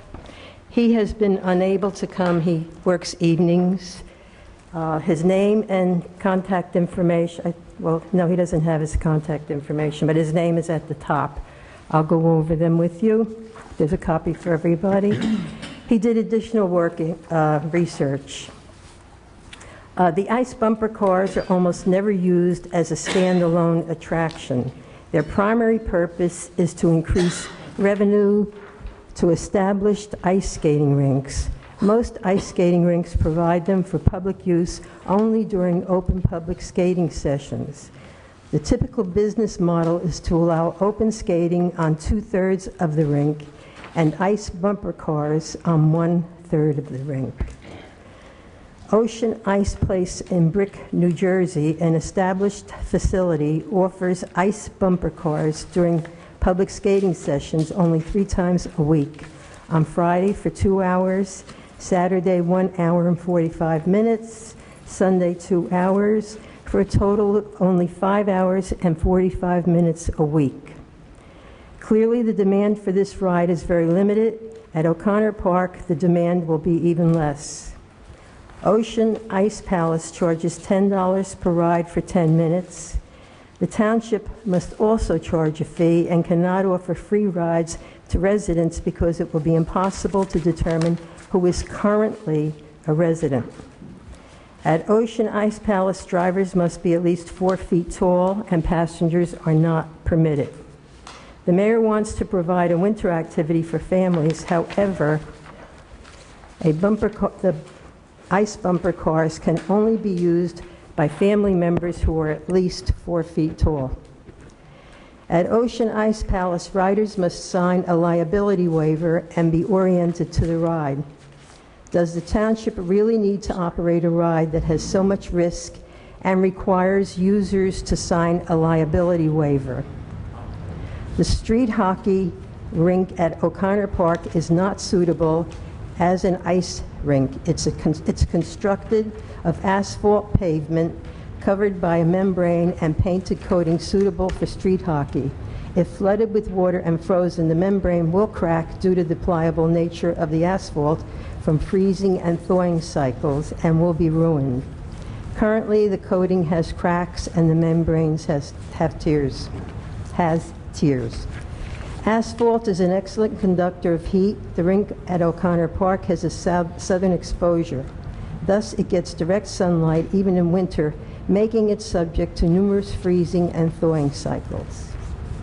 A properly constructed outdoor ice rink is very complex and requires specialized engineering.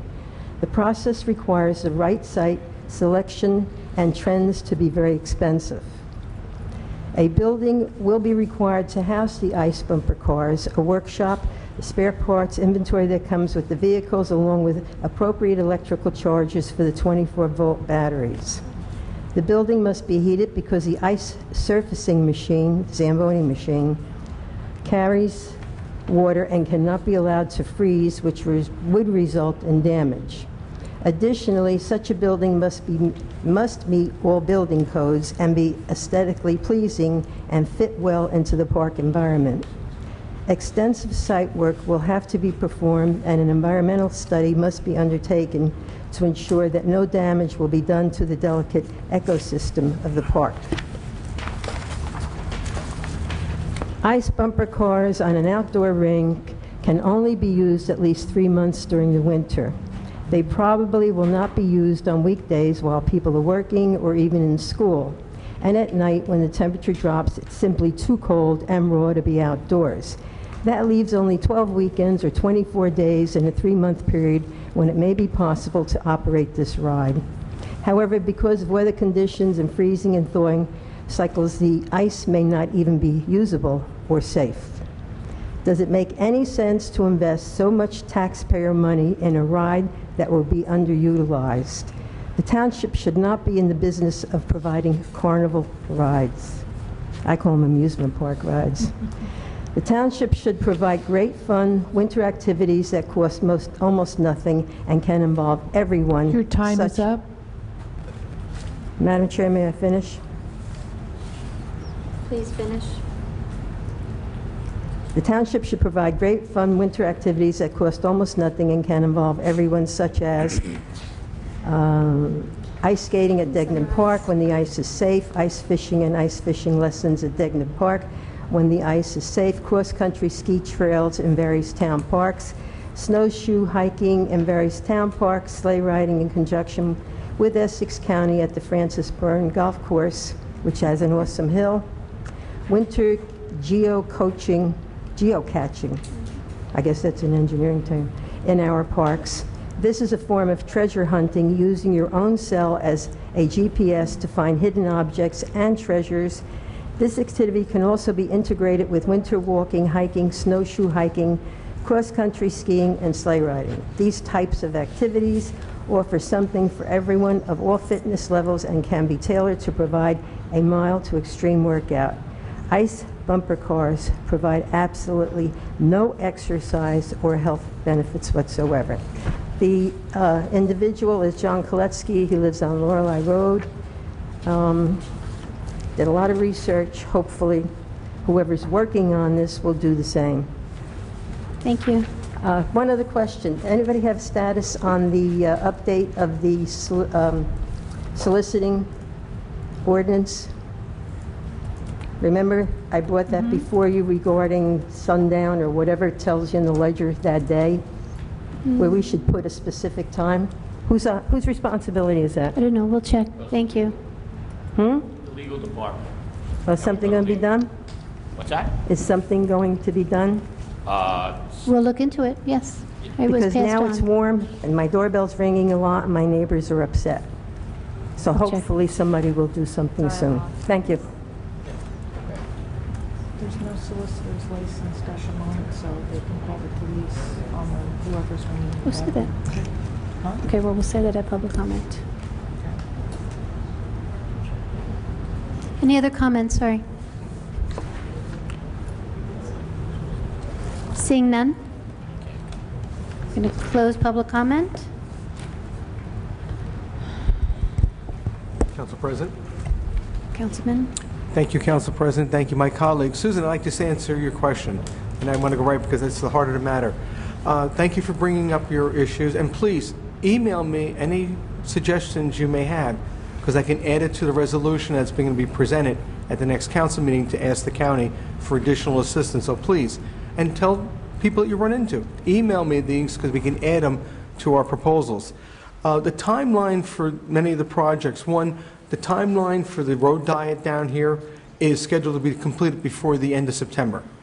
So the work will be starting, once the county signs off and they have approved the project, once they sign off it, work will start, the painting, the reconfiguring, the signs will all be worked out. And then, of course, we're going to have the town-wide meeting so the merchants and the residents and town residents know exactly the change in the traffic patterns and parking. So the timeline for that is by the end of September. The Alyssa Drive will be done before school opens in September. And it's not just a traffic light. Alyssa Drive is more than just 1, 2 traffic lights. It's a whole area of light control and speed control with the connecting of all the other additional lights. So that will be done before school opens in September. The mid-block crosswalk down at the end of Main Street with Edison Middle School, that will be done before school starts in September. So all these projects are rolling in, and they will be done, and we're coinciding them with the opening of school. So we need to have them begun and to be completed. So that is the timeline. And if you have any other questions on timelines or anything else, please email me, and I will get that information for you. And that's all I have, Council President, Thank you. because others Thank you. can speak to the other questions. So thank you very much. Bingo, do you have any other comments to make to the other question? No, about, Okay. with the transportation for the seniors, I'm sure, the township is working diligently on that, and I hope they do. We don't want to disenfranchise our seniors, and I understand what Pat had to say, and so these are things that we need to look into.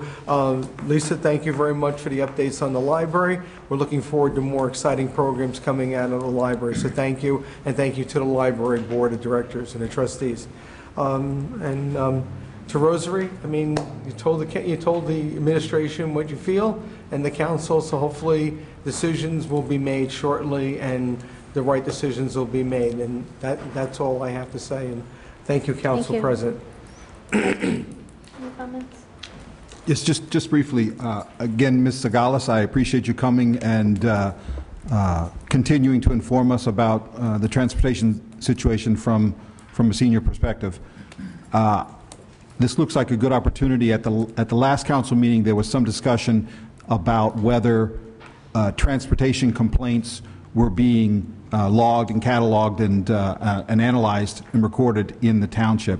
Mr. Sayers looked into that and left me a phone message that we don't. We don't track any sort of transportation complaints, and I think that's probably unfortunate, given how many people use the transportation between the seniors and the jitney. And I just wondered if perhaps we could ask the administration to reconsider or to consider trying to track these in a more organized manner, because it should help us in a number of ways, not only to be more responsive, but also if there are continuing issues or problems, it would be easier to see them in data and perhaps fix them.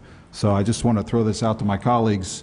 I know we're just the policy, but I think it might be a good idea if we suggest that the administration look at perhaps tracking the transportation issues. I haven't talked to Mr. Sayers about it directly, but would like to hear what my colleagues think about that.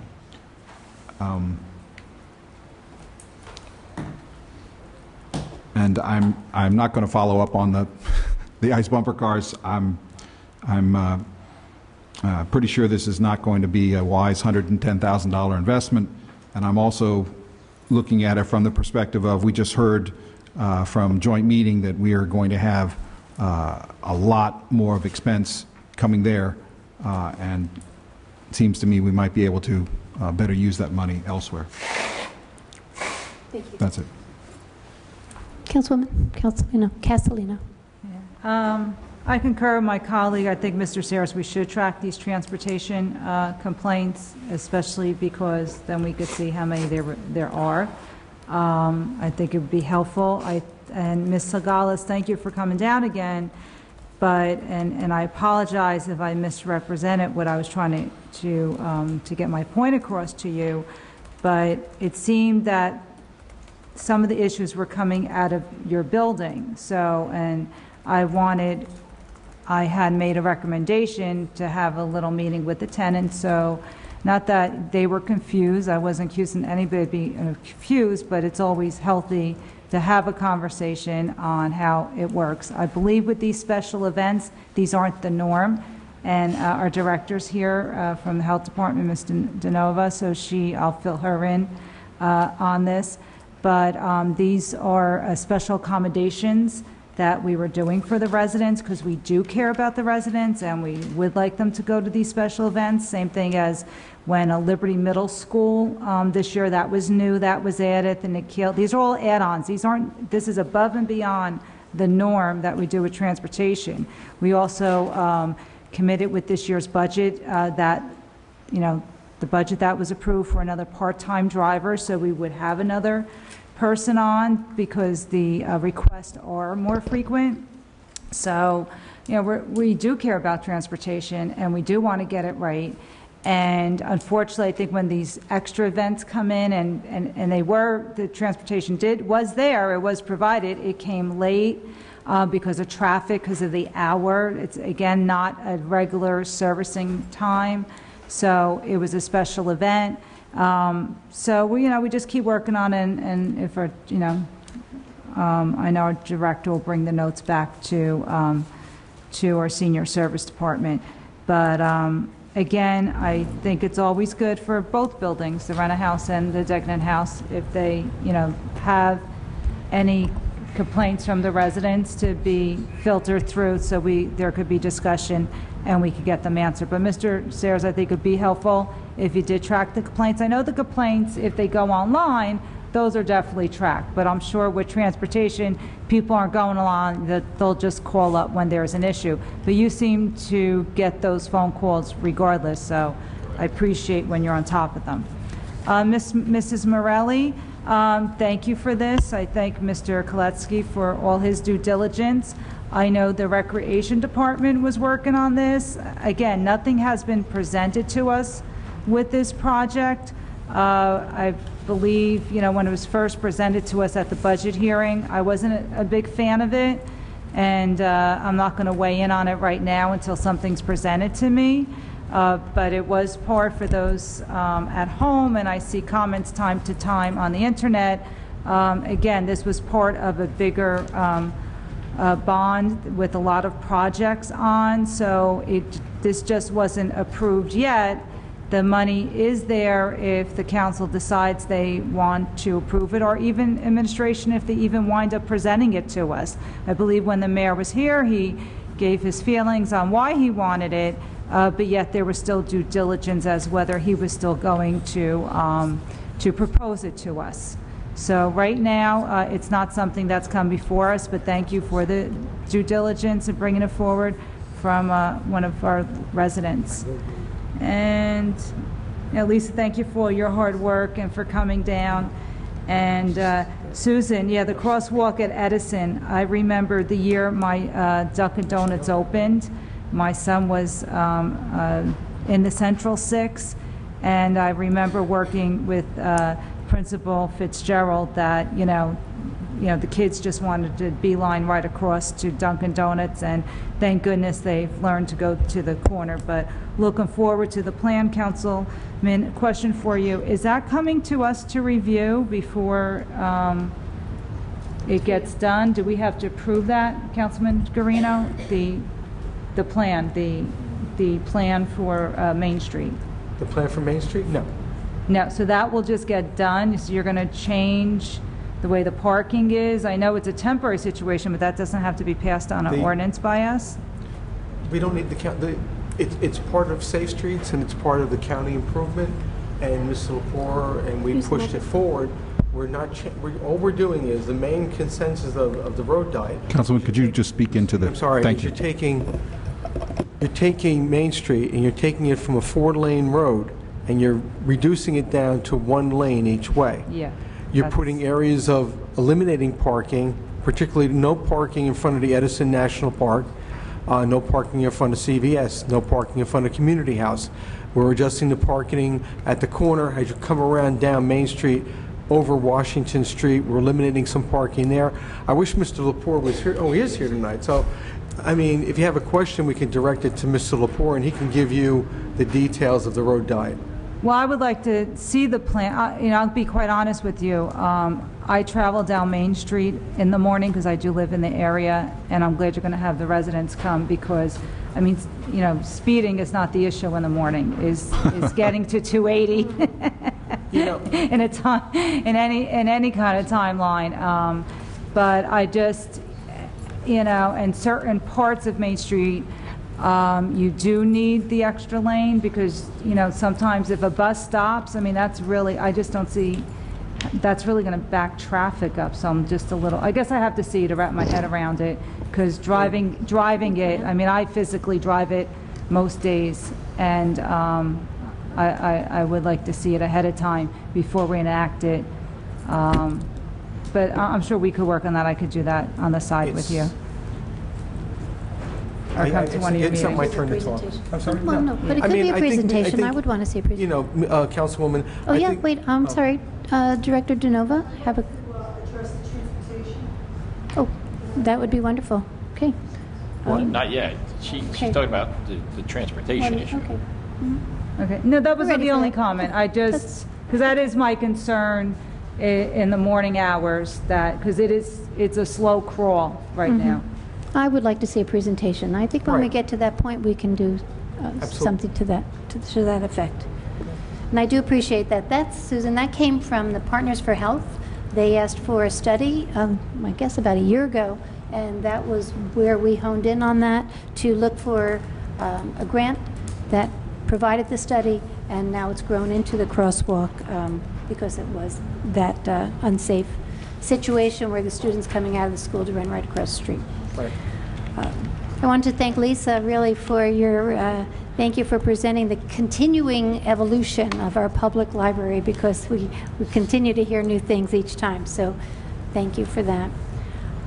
Transportation, the health director is here, is going to address the transportation, and I wanted to finish up with the comments on the bumper cars. Yes, I appreciate the information. We'll create a file on this and share it with the mayor and the recreation department. But my grandchildren live in Providence, Rhode Island, and this is a year-long, year-round activity that they enjoy. It is very expensive. It's not just on ice. In the winter, they do provide ice, but it is a year-round, and it does generate quite a bit of revenue. So I look forward to seeing a presentation, more information about it, needs assessment or cost analysis, whatever we need available for that. And Rosary made a point about solicitors. According to the municipal clerk, there have been no solicitation permits pulled at this time. So no reason to answer your door. Thank you, Director DeNova. Teresa DeNova, Health Officer for the Township. Regarding transportation, we make between 13,000 and 14,000 trips per year. In transporting to dialysis, to medical appointments, to food shopping, to nutrition, to the JCC, to clubs, to any number of transportations, picking up at the curb, dropping off at the curb. And we really do try our best to accommodate our senior residents, to get them around, because she's absolutely correct. It is important. Transportation is important because we don't want our seniors to wind up homebound. We want to take them as many places as we can. And with the senior survey, we tried to do some new things, and there have been some other entities that have come to us for events that they're having. They're not events sponsored by the township. So it's only been a couple, and it's new. So what I've done is when they present the flyer, I've posted a notice on the bottom of the flyer for Mrs. Duffy's office to give to our senior houses, because that's all that I can handle in transportation. I can't transport the whole township because we're using buses. Our senior buses are at the most 22 passengers. The larger buses are being used by the jitney at night. So I have a limitation on how many residents I can transport. So what we do is we ask them to sign up by calling our dispatcher. So they need to call the dispatcher if they want to go to this event. So I know if I have to get somebody for overtime to drive, and also how many people want to go. So if managers of the facilities want to help us facilitate that and call us and say, well, I have 5 people, or I have 10 people, or I have no people, then I will know how to manage it. And we ask them to do this by a certain date so I can make sure I can get a driver to do the transportation. And if they're going to have to go to 4 houses or 3 houses, it's going to take time to do that, especially with traffic in the town. It takes longer for us to get everywhere. So residents can't just kind of like show up at the bus. They need to know that they have to sign up if they want to go, because we want to take them. And it's new, so, you know, we may not be doing everything perfectly, but we're trying to work it out so that we can take as many people as we can, but we're relying on the managers in the facilities to put the poster up and to either help us manage the notice or let the residents know the notice is there so they can call our dispatcher, Greg Sanchez, and, he'll write down and he reports to me, did people sign up? Didn't they sign up? So, we can assign a driver to do the trip. It sounds like you're putting an excellent system in place. So the poster would be, the flyer would be posted? In the building, I don't know where they put Right, their if they have a notices bulletin in each board, building. they can post the event. Like JCC has somebody who manages all that. She's their social director. Well, that was my other question. So when you... Debbie does it in Degnan. I usually give it to Susan, our nurse, over in Renna, and she puts it around, the whole building.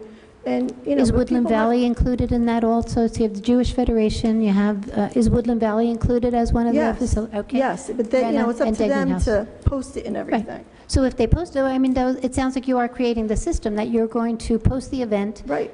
The flyer and it has would say our if number, the and transportation is then also, available. if there's events, because I'm saying at this time we're only transporting senior houses, but that doesn't mean that our senior office, that Estrella and Mrs. Duffy, they have an email list, and they blast that out to people to let them know that there is an event if they can get there on their own, because people do get places on their own. Not everybody wants to take the bus. Let me ask you this, though. Up until what time is transportation available? Because now you're saying we're adding these additional events. We only work until 4. That's but what these it events is. are in the so evening. 4 o'clock. So this is these are special events that we're doing. So we need to know, I need to know that ahead of time. So I can tell the driver, you're going to drive from this time to that time. And, and then they're starting all over again the next day. Now, I had trouble hiring a part-time driver. The driver I was going to hire, it fell through. And she went with the Board of Education. But I just met with somebody today that might want to take the part-time job. It's been hard getting drivers with the CDL license. I've even looked in the ledger, even, other places, their schools are having trouble getting drivers. So I don't know where they are, but it hasn't been as easy as it used to be to get a driver. That's just a question. Now, when the school has an event like the Senior Citizen Prom, are they providing their bus, or they're using your transportation? We haven't transported for that. Okay, they've been doing that, though. Yeah, I'm not sure if they did or they didn't. But this is new for us in the evening, so. Yeah. We're trying to do our best, and looking at the events that people are requesting. Some of them seniors want to go to, and some of them they don't. So they have to sign up, is all I'm trying to get across. If you really want to go, please sign up so that we know how many people want to go. And is that information is right on the flyer, that everyone knows there's a telephone number to call or an email that they can respond? It's right on there. That's perfect. Okay. And you should be commended, too, on 13,000 to 14,000 trips per year. That's a lot We of try to do work. as much as we can. Yes, thank you. Thank you. Could I just ask a follow-up about that 13,000, 14,000? I think you said trips. I just did some quick math. If you divide that among 250 days, which I assume is Monday to Friday, that's like 56 people or 56 passengers or 56 trips a day? Does that? It can be. We have 4 buses. When you say trips, though, you're not talking about loops, you're talking about individuals who are transported. No, I'm talking about trips. I'm not talking about people. I'm talking about trips. One-way trip, back is another trip. Oh, okay. Trips. Those are transports. They're transports. So it could be more than one people on some. Well, we count the people. Yeah. We're counting the people. Right. But So it's a trip. So if you take that so number. if 10 people go to ShopRite, it's That's a trip. 10 trips. If they come back with us, that's another 10 trips. Okay. Some people don't come back. They only want to go one way to the JCC. They want us to take us, but they're going to stay longer and they don't want a trip back. So it all depends on what a person wants to do. Okay. And you heard us talking a little bit about tracking the complaints on transportation. Do you have any thoughts about whether we should consider doing that, or whether you think that would be helpful? If that's something the administration wants, we can track anything. But I don't get that many complaints. If there's a complaint, it comes to me. Eventually, it comes to me. And we try to resolve it the best we can. Right. I just know we've got one person here, and Mr. Gala seems to be coming here pretty frequently with different she's never issues. spoken to me about it, so I don't know You know, I can help to resolve anything if the people come to me, and I will help to try to resolve it. So I know we did make that transport to Nikhil. We went, so I don't know what the issue was. I had a driver transport, and so I didn't really hear that there was a problem. If there were problems, I can ask tomorrow what happened. Yeah, I believe the bus was late because of traffic. Oh, well, that can happen. That can happen. And I try to write down on the notice that there's going to be a range, because I don't know how many people are getting off at Degnan, that it's going to take them to get on, before they can get to rent a house to get on, before they can get to the JCC, or if it's up at Liberty or wherever it is, they're going to make the route to get there the best way that they can. So it takes time. It takes time to do that. It takes time for the people to get on and off, and all the stops, you know, and the traffic lights and everything. It takes a lot of time. So we try not to have the seniors sitting on the bus too long before they get to the event that they want to go to. And sometimes we'll have to make more than one trip. If there's too many people, the driver might have to go back and forth. Can you provide us a telephone number that people can call if they have any questions or complaints? They can call me. Yeah, can you say on? Sure, 973-325-4124. Thank you. Thank you. Thank you, Teresa. Thank you. Thank you. Thank you. Councilman Cirillo. Thank you, Council President. I didn't get a chance, but I don't want to rehash what's been said, but what's encouraging is that, as the director presented, the managers of the facilities have been given a green light to communicate with the health department. I will send a message to Degnan House. I'm sure it's going to be the same Renner House, maybe the other facilities, so that they can be in communication with the health department, so we can try to avoid a lot of these issues. So that was Ms. Sagales that came up with that commentary. She did send a letter about the voting districts, and some of us know that the seniors of the James Degnan House have to vote at Gregory School, even though there's a voting booth next door, which doesn't make sense. So I'm glad that she's being proactive and sending a letter to the Board of Elections to see if the Board of Elections would reconsider, possibly reapportion the boundaries of that voting district. So not only do I want to thank her for continuing to bring this issue of transportation to the table, but also for that proactiveness. And we'll see what we can do on behalf of not only her, but the rest of the residents of the James Degnan House that have an issue with transportation getting to the polls on the election day. Thank you, Council President. Thank you, and I'm glad that you mentioned that, because I did not see that letter. And we worked hard with the Board of Elections clerk when we tried to get the voting out of school. And, you know, it had to be in a 1,000-foot district radius, so that's really puzzling to go across town. I'll follow up. Thank you. Madam Clerk.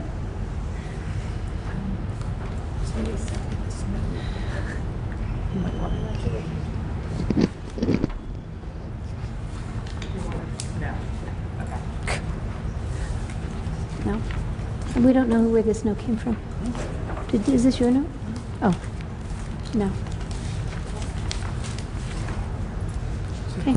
Okay, review the It was about going out of order. We're not going out of order. Yeah. Because we also have a presentation on our, Right. Do we want to go out of order for there too? Let's get through our agenda. All right. Okay, so we're going to review the consent agenda, approval of minutes of previous meeting, public meeting, June 26, 2018. Consent. Report of township officers, none. Reading of petitions and communications and bids, none. Bills, are there any questions on the bills? Consent. Resolutions, are any resolutions being pulled this evening? Just the one. 17918. Okay. Thank you, Councilman. And for the record, I am recusing myself from 17918, awarding the township recycling and refuse collection.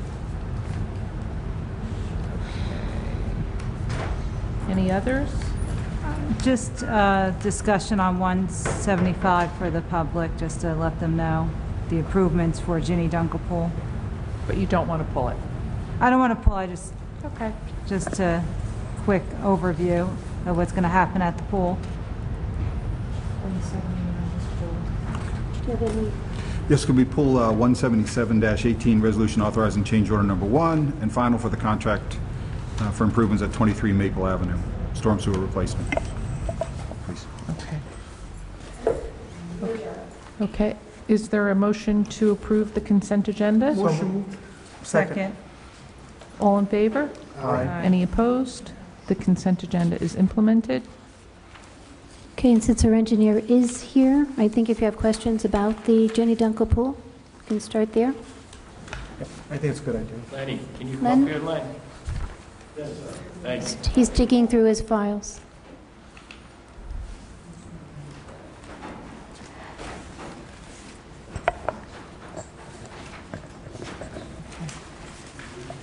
Good evening. Good evening. Welcome, Len.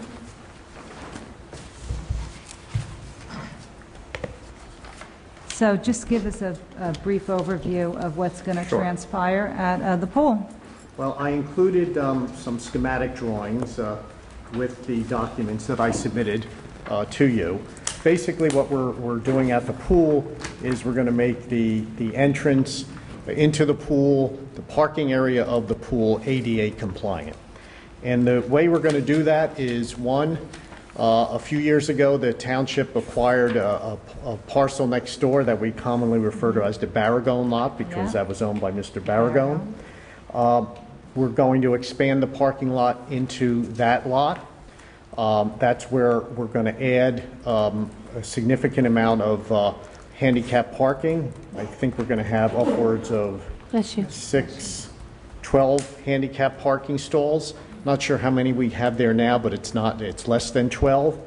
We're going to reconfigure a little bit of the current parking area so that we will have parents can actually pull in and drop off children or others that they may want to as they then go and look for parking. What Mr. Keogh, Director Keogh of the Recreation Department was saying is very often people come, they have maybe some chairs, they have kids with them, but they can't find convenient parking. This will allow them to have a drop-off while they either seek parking elsewhere in the lot or perhaps over on Seward Street. So that would address the ADA parking. It would address some circulation needs, some drop-off needs at the pool. Then we're also going to build another small building, which would be actually the new entry building for the facility. It'll be near the handicap parking so that those with ADA problems can go right from the parking lot into the entry building and then right into the pool. Thank you, Mr. Lepore. Thank you. Just, I know this is something we just, had some comments in regards to caring for our seniors. I know this is something, that many of them had wanted. And, my question is, though, when is this going to commence the project? As soon as the pool closes, or? It'll start in September. Great. So it'll be all ready to roll for next season? Yes. Okay. Thank you. I don't have any other further questions, Council President. Thank you.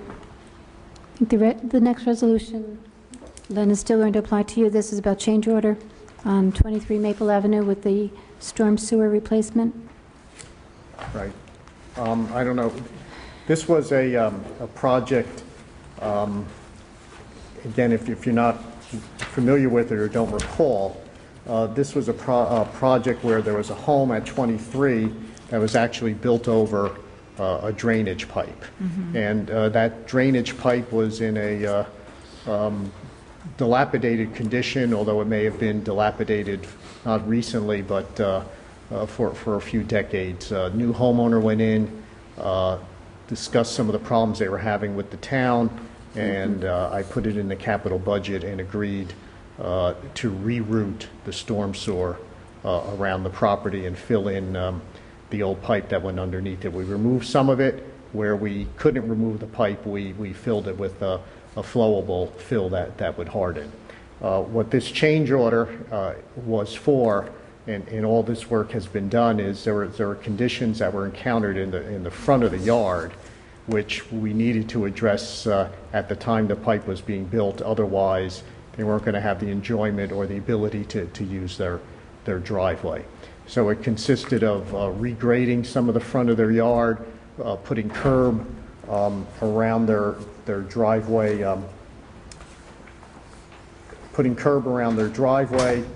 putting a small wall around a drainage structure that was in the front of the yard.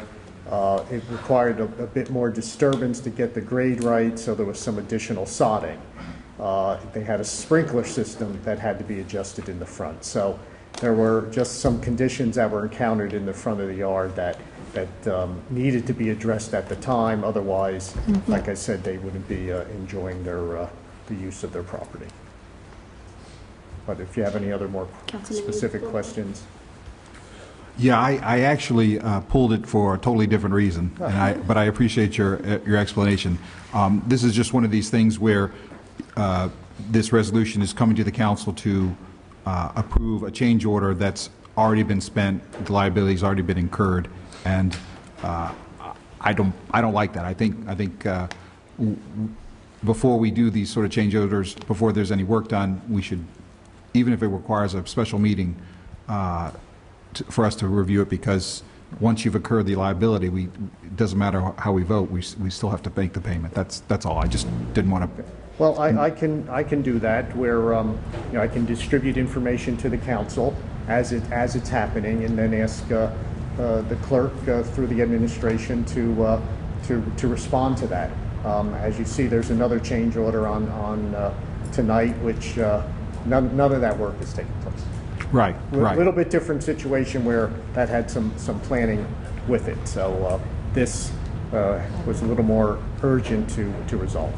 Right. And I'll just point out that we sometimes do that. The council gets an email and says it's urgent that we review and approve this, and we actually do it and then memorialize it at the next meeting. So You can do that. I just think it's a better financial practice to do that. That's all. Be happy to do that. Yeah, and that conversation's come up before. This is actually happening in the field, so we can have a voice vote at that time. Thank you, Len. Thank you, Mr. LaPorte. So, yeah. Mr. LaPorte, could I just, I was focusing at the end of your last conversation about the improvements at the Cheney Dunkel Pool. Could I just ask specifically, I know you mentioned that I just wanted to find out all the different ADA compliance issues. I know you said one that's going to improve, it's going to increase the number of handicap parking spaces.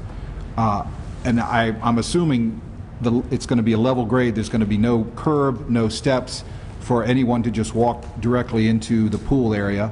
But are there any other aspects of it that? No, I think those are the major ones. Okay. It's really the access from the parking lot. It's ADA compliant parking stalls, and then an ADA compliant route from those stalls into the entry building, which again is no steps. I think there's less than a 2% grade. ADA doesn't say you have to be flat, but it wants the parking stalls and the route to be, or the pathway to be a 2% grade. Right. Yeah. And so will we close the entrance that's currently being used? It'll be closed. I mean, it'll still be there, but that's not going to be the entry point into the pool anymore. Okay. The building is going to house the personnel that are either going to check people in because they have passes, or provide any customer services if there are guests that are coming with members. Okay. And so right now, when you go in, you don't have to go through the building that's there, I guess, to the east of the area where we walk in. But are you saying that people are going to have to walk into this new building that? No, they just. Nope, they're just going to walk alongside it. Okay. If they're members, easy in. If there's if they need some service, then they have the ability to go into that building and get served at a counter. Okay. Will you be changing the sidewalk pattern inside the facility for this? Just slightly by the new building. Okay. Other than that, it's going to remain the same. And what about that cute little revolving stall that has been there forever and ever? Is I don't know whether they're using that for exiting, so I guess it could still be used for exiting. Okay. I don't think that was being eliminated. Okay. Thank you. I'm sorry. I should have asked you before and I got distracted. Apologize. So I'm going to make a motion to approve Resolution 177-18, the change order for the storm sewer replacement at 23 Maple Avenue, with the change order policy to be put in place. So moved. Right? Second.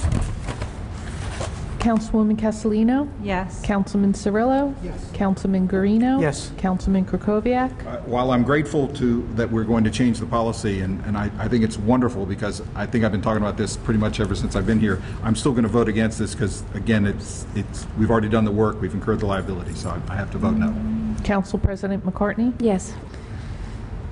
The motion is carried.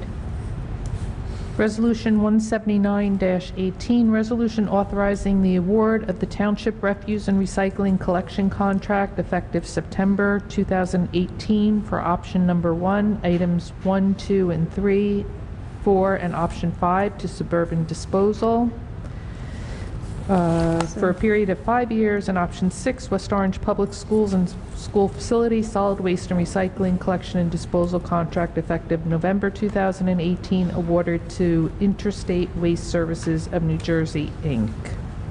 So, Madam Clerk, since I have recused myself from this, yes, would you ask my colleagues to make a motion?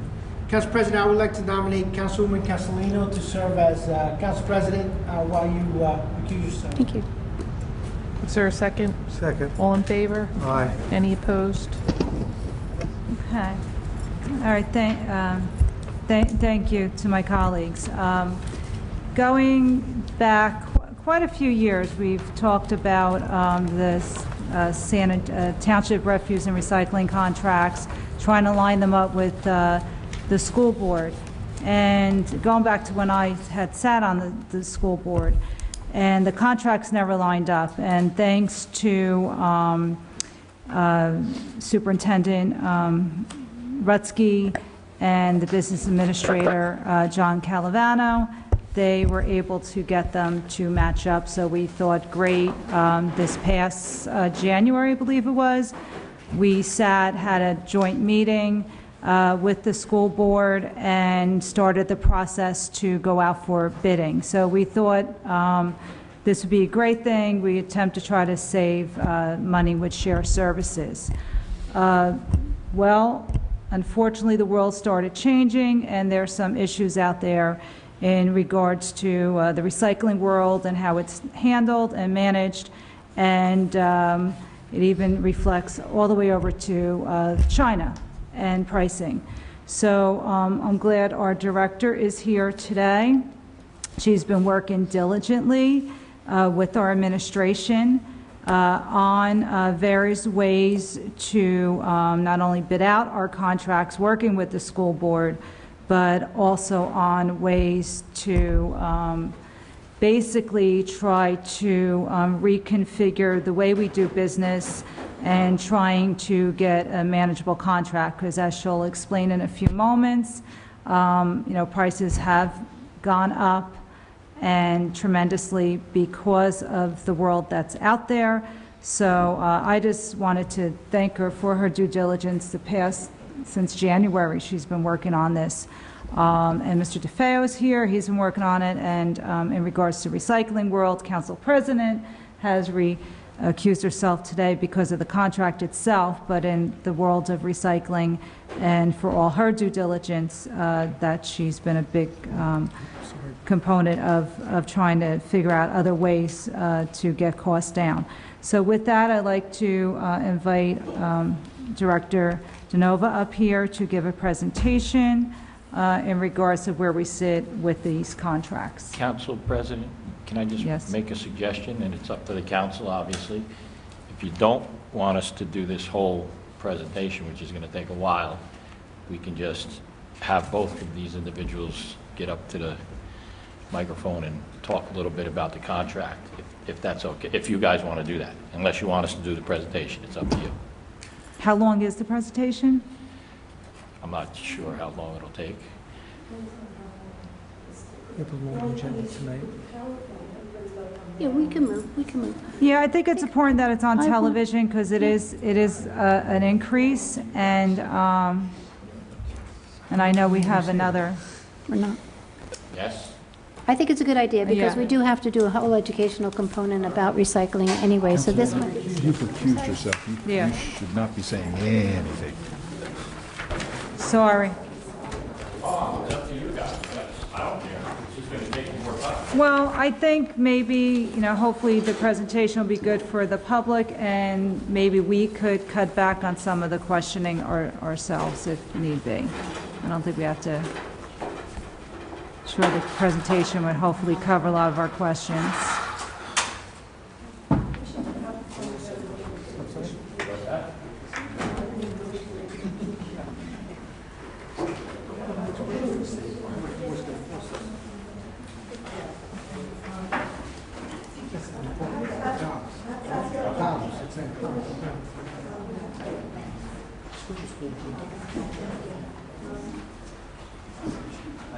I just need to ask the council.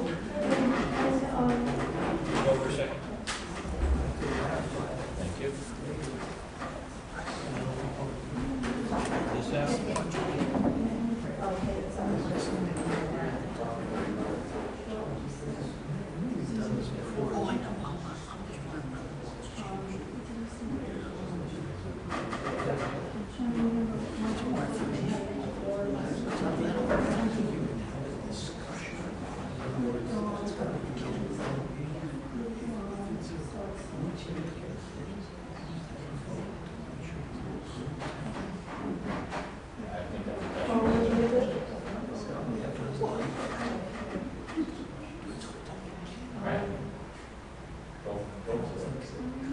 Did the council receive some bid sheets?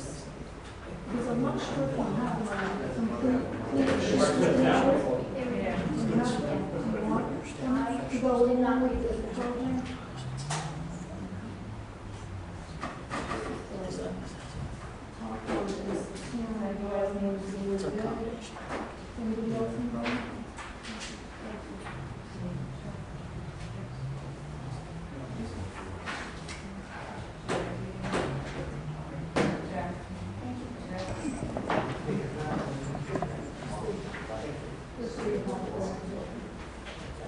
You're going to need a microphone.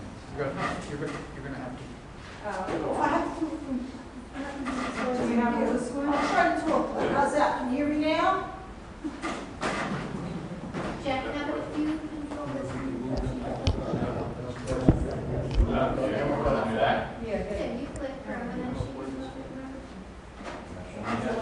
Jack, you'll be the clicker. Just put them down. Just click the mouse and it goes to the next one. Got it. Or the there. It's like we know what we're doing here. Okay.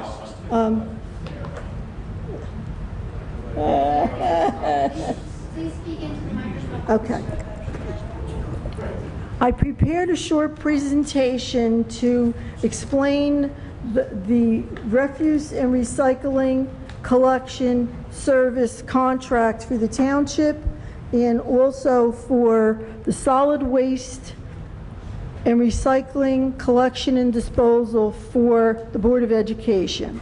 So as Council President Castellino stated, this year we incorporated the Board of Education in with our contract.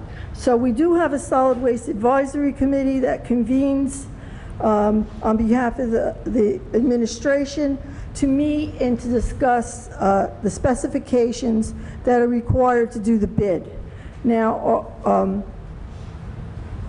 so as you can see, you have the health department, myself as the chairperson, we have the purchasing agent, we have the chief financial officer, we have the assistant town attorney, our engineer, recycling coordinator, and business administrator. So, I mean, that's really everybody you need to comment on this type of service, and I thank everybody that really came to all the meetings to discuss all the issues that come up. Okay, so residential. There you go.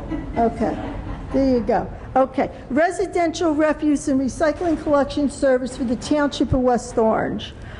Just to review, what it is that is included in collection for the residents of the township. Now, twice per week, they receive household refuse collection, which is culinary waste and other household items, along with lawn and garden debris, which is shrubs, bushes, small branches, hedge clippings, and grass. So that's twice per week we do that collection.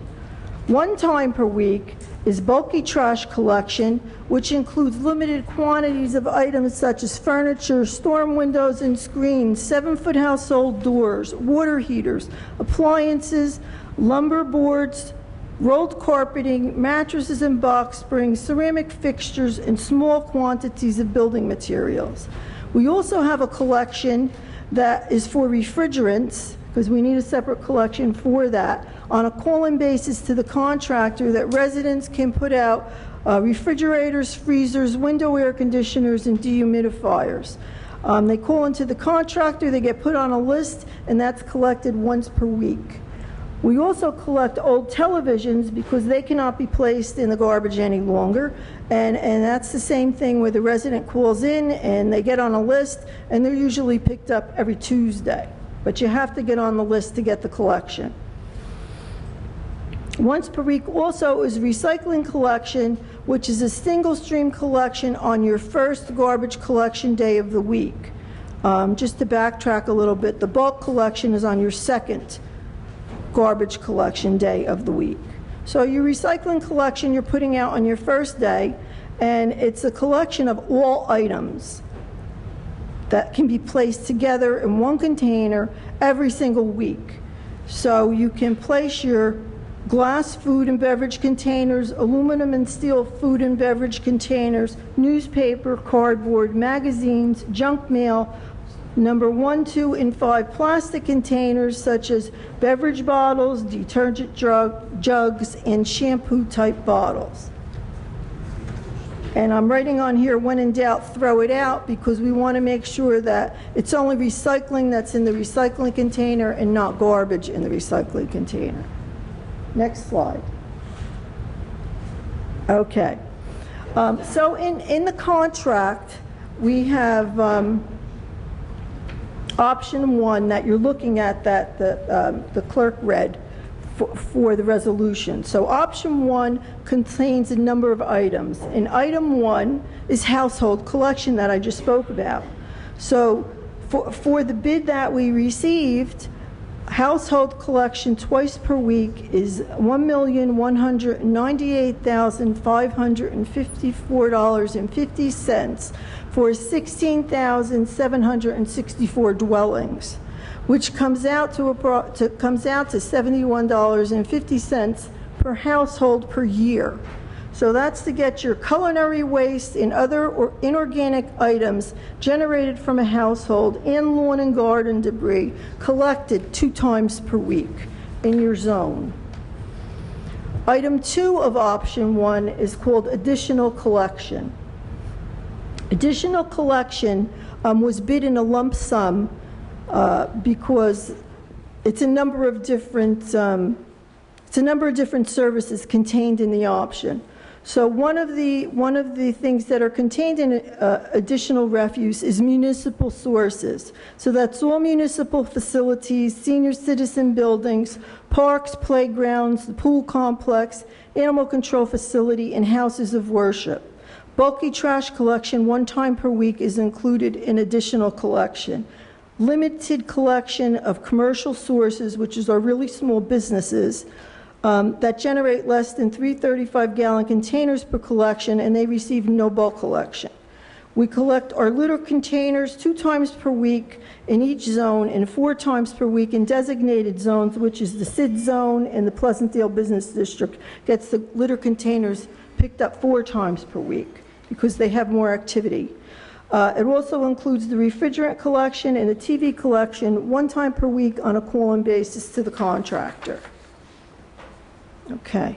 Item 3 is our recycling collection and disposal. With recycling collection, when we bid that out, we're also bidding the disposal, which means that the contractor owns the recycling material. Where with garbage collection, we pay the rate, and however much, however much tonnage we generate, the township pays for that. But, so the recycling collection, the disposal for the material becomes the responsibility of the contractor, and they either make the money on a material or might be paying for the material at this time. We're not really sure because the market has gone down, and Mr. DeFeo is going to talk more about recycling collection and what's really happening with that. So that cost, I didn't read the cost I'm sorry. For the additional, you don't have to go back. For the additional collection, it was $769,000, or $47.48 per year per household. The recycling collection cost was also a lump sum, and it was $873,000, or $52 a year per household. Single stream collection and disposal of all acceptable items. So what I'm really trying to show here is, it is an increase in money, but we're providing so much service at a price that per household, to me, seems to be, a really good price. So the total collections come out to $2,867,000, $554.50 per year if we are choosing the 5-year term of the contract. This comes out to $171 per household, or $14.25 per month for the collection of all households on public and private streets, which we do private streets also now. All apartment complexes which have 1,745 units, all private associations except for one, totaling 2,886 units, and that's including Llewellyn Park. So this chart is the bid that Suburban Disposal put in. They were our only bidder for garbage collection for the township, garbage and recycling collection. And this is to compare, when we do the bid, we ask for a price for 1 year, for 3 years, or 5 years, so that we can make a choice as to how many years in a term that we feel we want to award the contract. After looking at the prices and knowing what's happening with recycling, the Solid Waste Committee is recommending the 5-year term for Suburban Disposal. Is recommending the 5-year term for Suburban Disposal for $2,867, $554.50 per year for the 5 years. So, next slide. When we compared the 1 year to the 3 year to the 5 year, there was a difference of about $70,000 between the 3 year and the 5 year, which is $4.23 per household. And we felt with everything that's happening with the price of recycling going down, and we haven't gotten any information that anything is going to get any better within this 5-year term, that it would be better to lock in for the price that we got. So the committee is recommending refuse and recycling collection for the 5-year term with Suburban Disposal. And that's for option 1, items 1, 2, and 3 that I just read. Option 4, which is our rental of the compactor truck, $1,500 per day per truck. And option 5, which is our refuse container mechanical pickup, which is the our containers, dumpsters, for $275 per pull. The West Orange Public Schools asked us to participate in the bid, after we invited them to participate in the bid. The West Orange Public Schools Solid Waste and Recycling Collection Disposal Service is for containers. It's really just all containers at every school, and there are 2 buildings, the Board of Education and I think the bus building. So they were option 6 in our bid, so that's the other award. No one bid, we offered the bid to include both township collection and school collection, to see if somebody would bid and we might get a better price and the collection would, maybe have a better price for us or a better price for the school, but nobody bid on both. We had only Suburban bid on the township portion and waste management, and interstate services bid on the school only.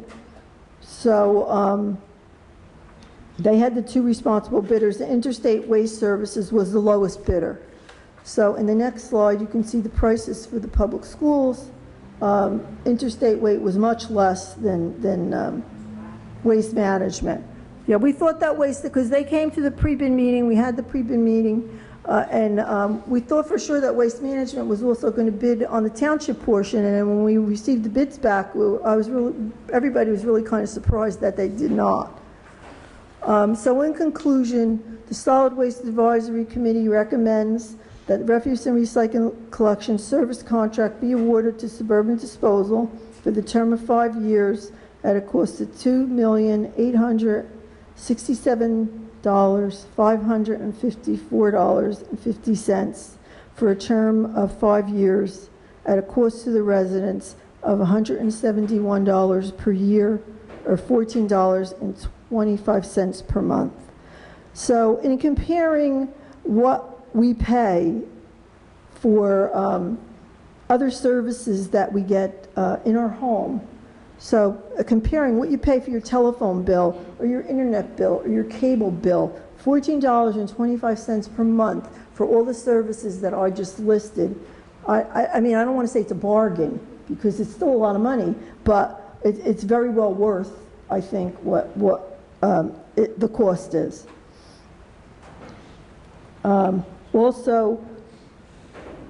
We also are recommending on behalf of the public schools to go with Interstate Waste Services, who is their current contractor, by the way. Now, their bid starts November 1st. Our bid starts September 10th. So this saved the Board of Ed from bidding on their own. They seem to be happy enough with the price, $160,259.36 each year for 5 years to pick up all of their containers for solid waste and recycling. So I don't know if you have any questions. I hope it explained like all the options a little better and the items a little better, because I know it sounds confusing, but that's it for me. You did a good job, Jack. Good job. Okay. Shut that down.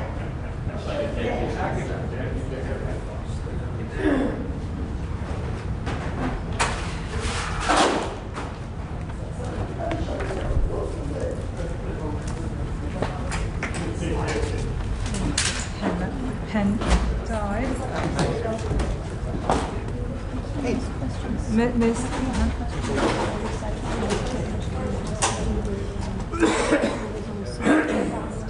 Yeah. I'm sorry? My pen died. Okay. So thank you very much for the presentation. I know you've been quite busy putting that together. And so let's talk a little bit about the numbers in regards to what we were paying last year versus this year. I mean, how much of an increase is it for the township? And if you just elaborate, because I know I had some background what's going on with the recycling world, if you could just share with the public what the issue is. Well,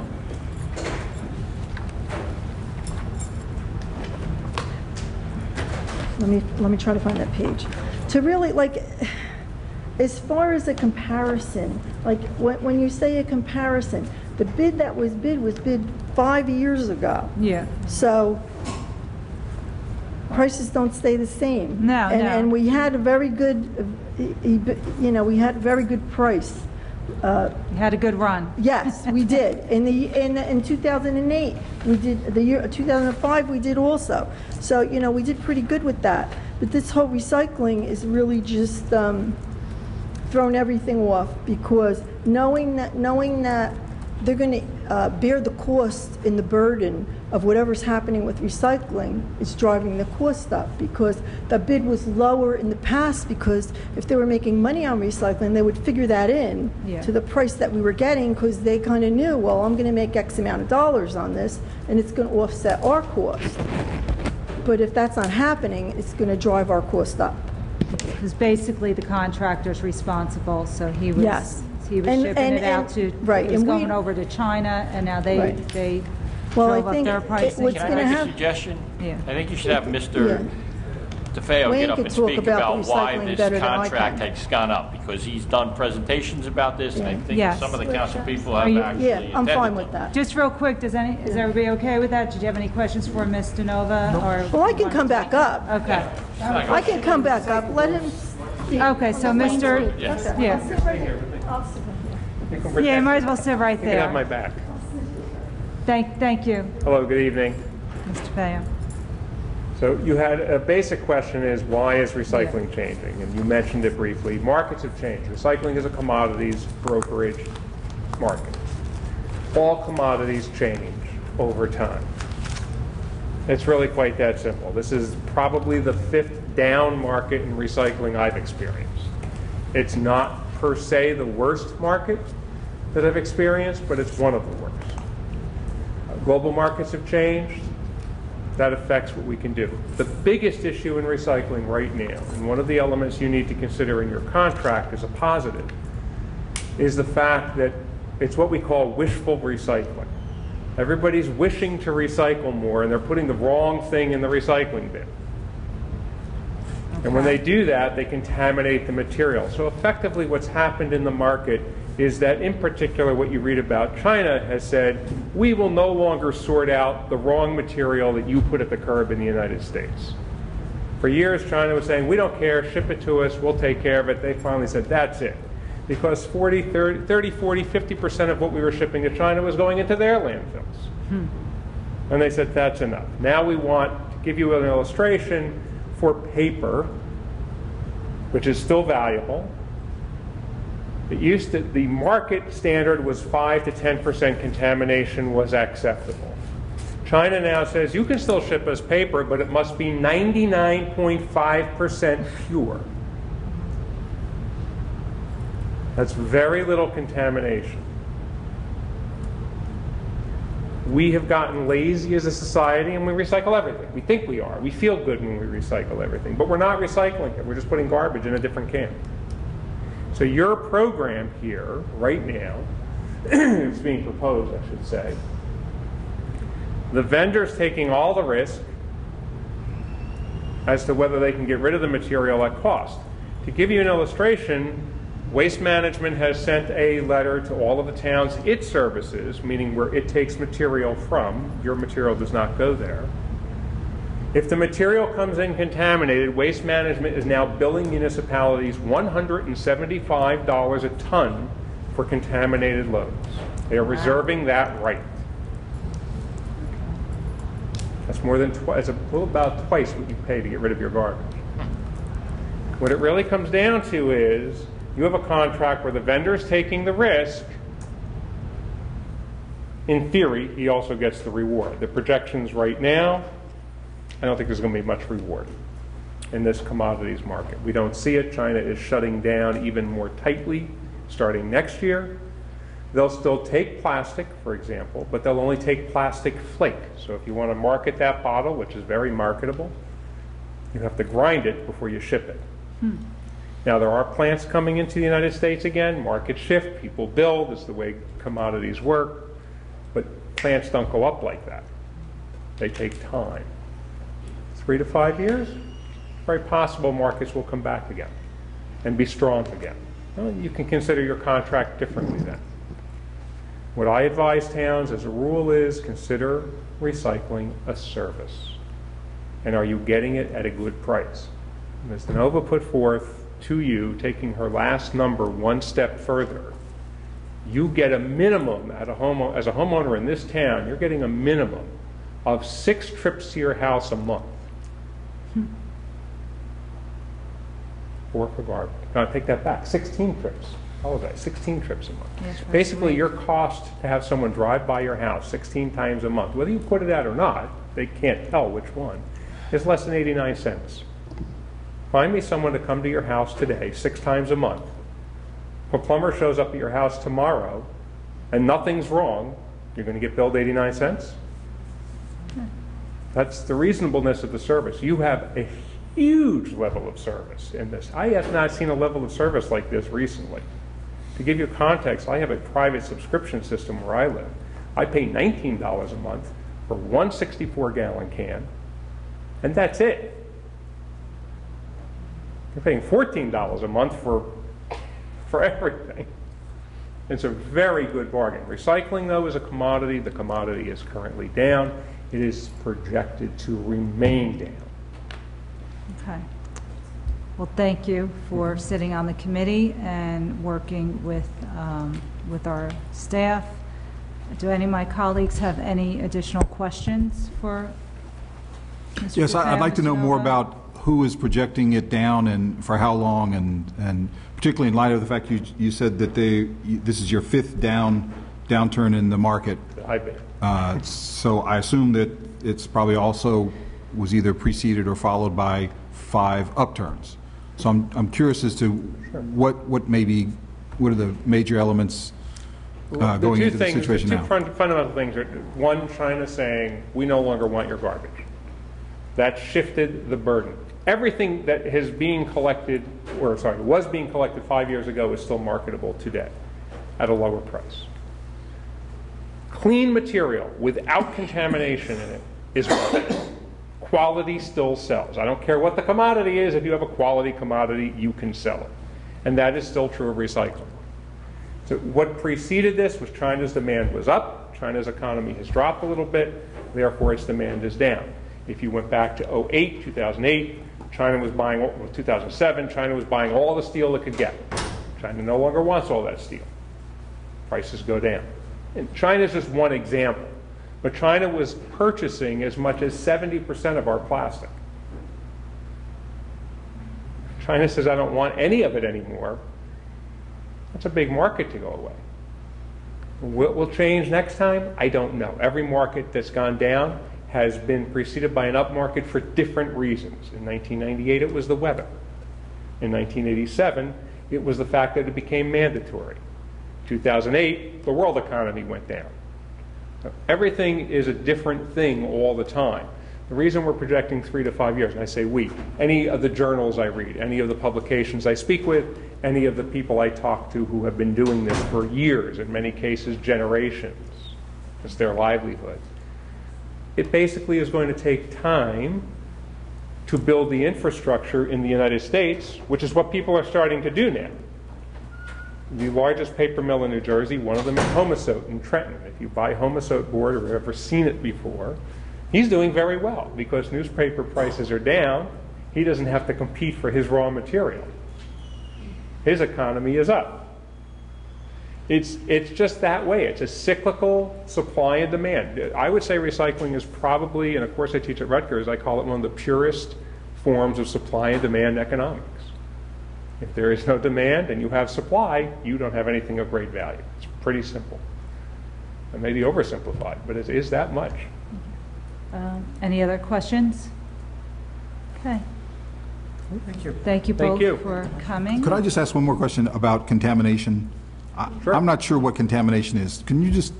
Sure. Because it might be helpful to people watching to say, oh, I don't want to put contaminated stuff. Yeah. But what causes contamination? Simply put, as I say, it's people wishing to recycle too much. Your list was put out there. You can put out number 1 plastic, which is your water bottle. You can put out soda bottles. You can put out milk jugs. You can put out detergent bottles. That's number 2. You take number 5 also, which could be the equivalent of yogurt cups, to give you context of what a number 5 might be. That's it. That means, what does that mean? It means you have to look at the container you're buying and see what number is on it. So if you go to a deli, for example, and you buy a sandwich and it comes in a plastic container, It's likely to be either a number 1, or a number 5, or a number 6. Well, you can't put the number 6 in with the number 5 and the number 1. Is that confusing? Sure. Are people going to look all the time? Probably not. No. But people can choose to buy different containers. Things that we find that are contamination, typically, garden hoses. Don't ask me why. Bowling balls, very popular. Probably because they're plastic. People are thinking they're plastic. Oh, wow. We found in the last plant I toured, we had a boat anchor and an actual sword. I found they're metal, right. And the sword was a real sword. You could cut your fingers off. We get diapers. We get syringes. We get soda bottles filled with syringes. We get, as I said, boat anchor, swords. We found ammunition, police revolvers. People are, and I will say in every one of these instances, people are trying to do the right thing. Hoses are plastic. Bowling balls, very good, are plastic. The problem is they're not recyclable. The statement that was made, when in doubt, throw it out. You don't think it should be in the recycling, put it in the garbage. You're better off. And that's the kind of contamination issue. Our consumption processes are complicated. Go to any deli in this town and I'll bet you could find every number container you can think of. What I encourage people to do is, if you want to really help, think about what you buy. That's a much bigger picture, by the way, but to answer your question. And I had a conversation earlier with the director and council president. We need to educate our public a little bit, and so that will be a campaign that we'll have to, put together, and Public Relations Commission could help out with that, and try to get information out there to our public so we could help assist. That's the thing you can spend your money on over the next few years. The biggest thing, yes, you're right, by the way, thank you. The biggest thing that people are fighting against right now are plastic bags. Now, I'm not talking about the plastic bag ban that's being bandied about the state. People put their recycling out in plastic bags. Absolutely the worst thing you can do. You put it out in a plastic bag and it hits the factory, the plant that has to sort this. Bear in mind, what you put in that can, someone has to take apart. When you put plastic bags in the can, it goes across a machine. Think of a large spinning wheel. That plastic bag gets caught up on the spindles. Every plant either has to shut down between 1 and 4 times a day and send people into what they call confined spaces, like you were talking about with the tunnel. You have to shut the machinery down, climb into big metal boxes, effectively, that have big spindles, and manually pull bags all day long. And what this does also to your contamination rate, it raises it. And every time you put contamination into recycling, you raise the cost of the processing. What cost $25 to $35 a ton historically now costs $75 a ton because of contamination. Right. If it's clean, it costs less. It also means the plants that are getting contaminated must slow down because they can't have contamination to ship to China or elsewhere, and they must add people. Well, you're all business people, do your math. If I add people, slow my processing down, and have lower cost and value, this is not a good combination for success. Well, thank you for that explanation. Hopefully we educated the public this evening. I know, I'm sure we were educated, and thank you both for coming in and being here to explain all this. Thank you. Madam Clerk? Is there a motion to adopt 179-18? So moved. Just a second. I'm not ready to vote. I'm not ready to vote. Why, Councilman? I'm glad you asked.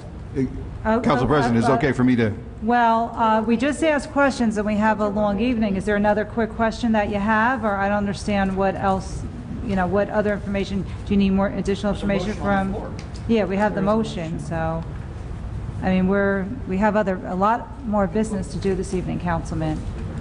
I understand, but there's one issue that hasn't been talked about, or hasn't been talked about, I think, in depth yet.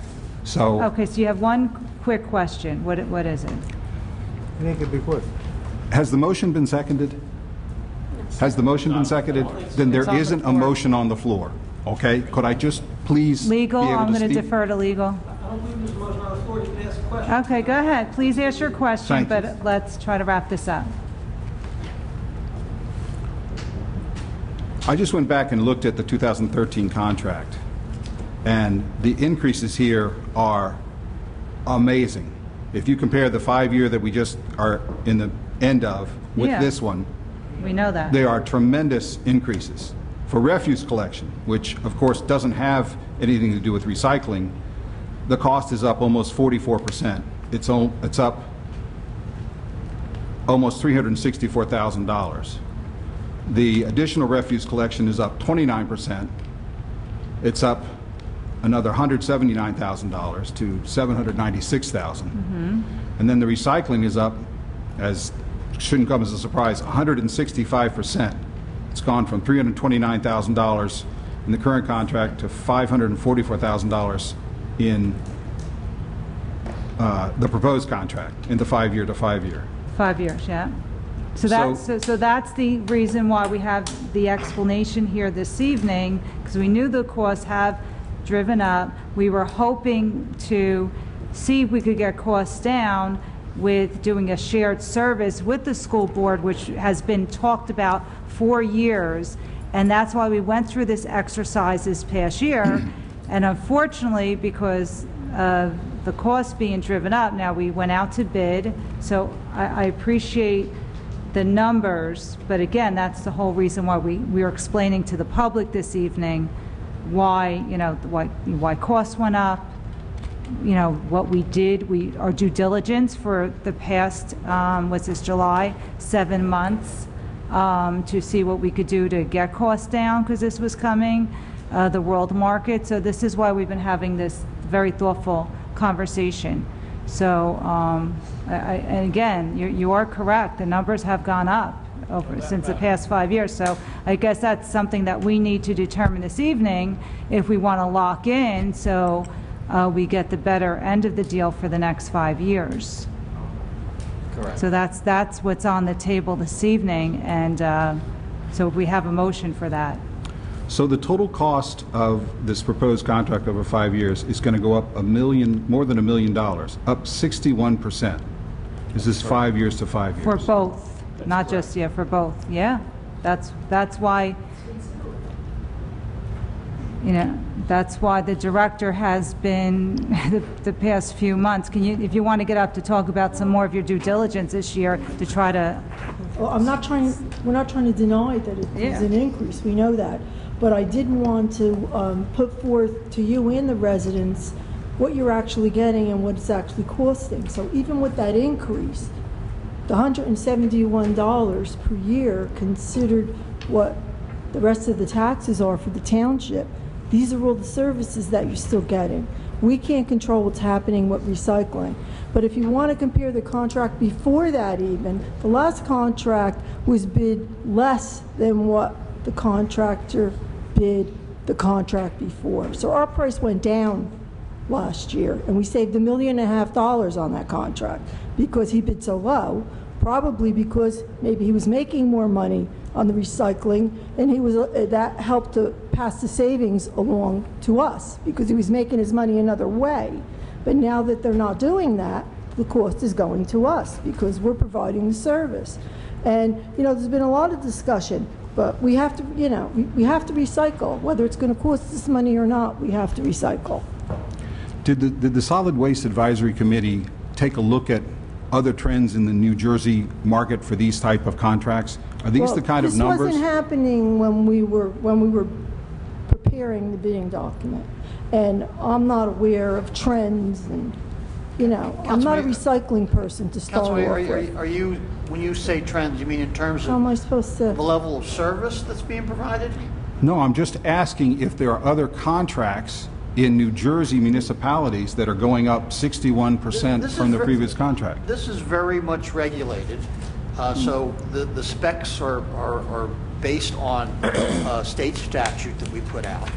So so we're doing the same things that every other municipality has. We're doing more than every Well, other. we're doing a lot more. We're not doing the same things. No, not the same. The level of service is higher. That's the issue. Yes. The level of service is higher. Correct. But the way we're quoting it, or the way we're going to, like any other municipality. Right. So we have, what you have before you tonight is a competitive bidding process, the results of a competitive bidding process, which in a market, it's a very closed market in the sense that there's a handful of operators out there that bid on these things, so they all know about it, and these are the results of it. And you basically have a choice of 1, 3, or 5 years. That's really the only choices you have. You can't go back out to bid. You know, unless you're planning to reduce services. You know, but if you're going to go back out with the same bid, you're not going to get anything. You're going to get a higher bid if you go back out. You're not going to get a lower bid. That's what we're afraid of.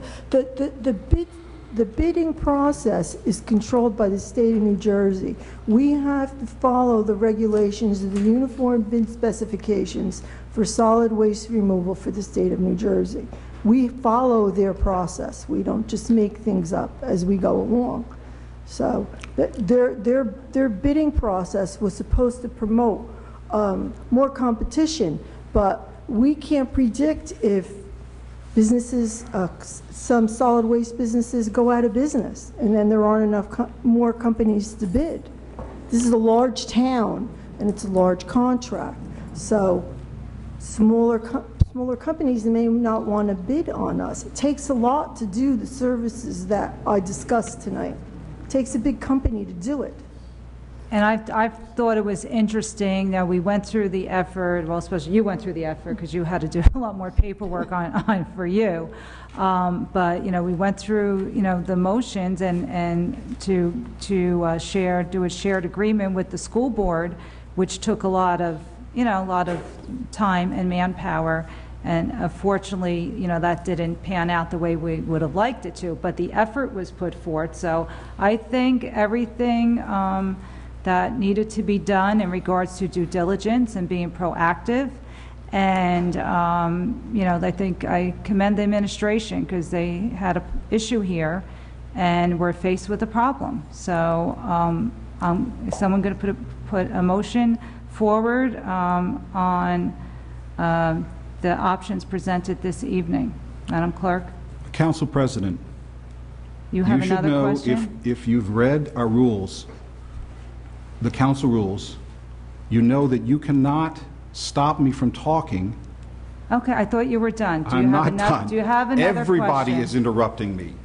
I am not done. You're not getting interrupted, Council President. Yes. I started talking, you didn't jump in, so, you know, it's 10 to 10, and we have other business. I'm just trying to move the meeting along. That's all I'm trying to do. Do you have another question? I'd like to get an answer to the previous question that I asked, which was, did the Solid Waste Advisory Board take a look at the market in terms of pricing of other recent contracts? It's not part of the option, Councilman. This is a bid It's a process. bid. You can't go. You can't we cannot do go that. out and shop this. It's a bid. We cannot go out and shop it. And only one company, Councilman, let me just explain something to you. It's a bid process, and you're the first person on this council that always talks to us about doing bid processes. This was a bid process. We got one bidder who came back and gave us a price. Now, if you're asking us if we went out and checked out every other state or every other town in the state to see what the prices were. That doesn't matter. Whether we did that or not, and we did look at other places, by the way, but it doesn't matter because this is what the bid came in at. And then what we decided was that if we rebid this, since he's the only bidder, what do you think he's going to do? He's going to bid more money because he was the only bidder on the project. So it makes no sense, A, to take this and put it out to bid again. And that's what the committee discussed. We discussed that for almost 2 weeks, discussing whether we were going to rebid it or not. And the decision is not to rebid it because a lot of the information that we got and a lot of the people that we spoke to said, if you rebid this and they were the only bidders, they're going to jack the price up more. So why would you put it? You're laughing. I'm sorry. I told you on the phone I wasn't going to laugh. I'm not laughing at you. I was laughing at the point you were making. But I'm just saying. I'm not laughing at you. That's why we did what we did. Yes. That's why we're here tonight. And the other issue is that this contract ends in September. And the bottom line is that if we don't deal with this tonight, there's no way, even if you wanted to rebid it, and we are dead set against rebidding it. We are, the administration, I'll say it 10 times, does not want to rebid this contract. And we believe that the way this contract looks, if you look at the services, if you want to compare something, you can do this if you want. Take the services that we provide and go look at every other town in this area and see what they provide. We pick up bulk pickup 4 times a month. Nobody does that. You're lucky in most towns if you get it once a month, if you get it. That's what the presentation was about, to see the services that we provide. And when we look at the services we provide and what this bid came in at, and as you said, even though the bid came in, it's not that we went out and we said, looked at 10 or 15 other towns and compared them, but we looked at other towns. Nobody does the services that we do, and nobody's getting the per unit price that we're getting. So it does look expensive. I understand that, and I think there's 2 reasons for that.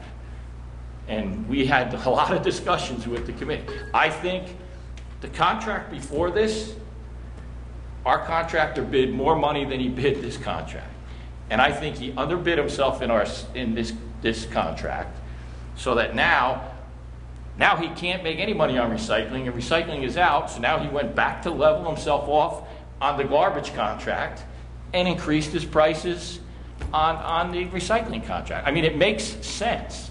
The question is whether you want to support it or not. That's up to you guys. But that's where we're at. Well, I appreciate that explanation. You had mentioned that you did take a look at other areas and what their contracts were doing. Other towns and what they provide. Like in South Orange, they don't provide the services that we provide. If you talk to Mr. DeFeo, what he pays per month is, and all that is, I don't know if he said it, but he only pays that for garbage. That's nothing else. That's not recycling. We have recycling, bulk pickup, and garbage, and that's our price. And those are the things that we looked at when we got the bid in, because it was the only bid that came in. So you didn't really look at pricing, what the pricing trends are. No, which was my original question. It doesn't matter. I'm telling you, that doesn't matter. We would have to change a service. It does not matter. It's a bid.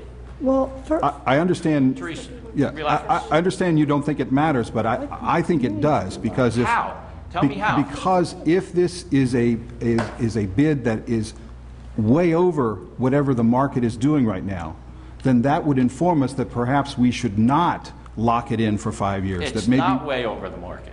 Well, that's why I'm asking you, did you look at pricing? And I thought you just told me you didn't look at pricing. No, we looked at services in other communities and what the services were based on what they were paying.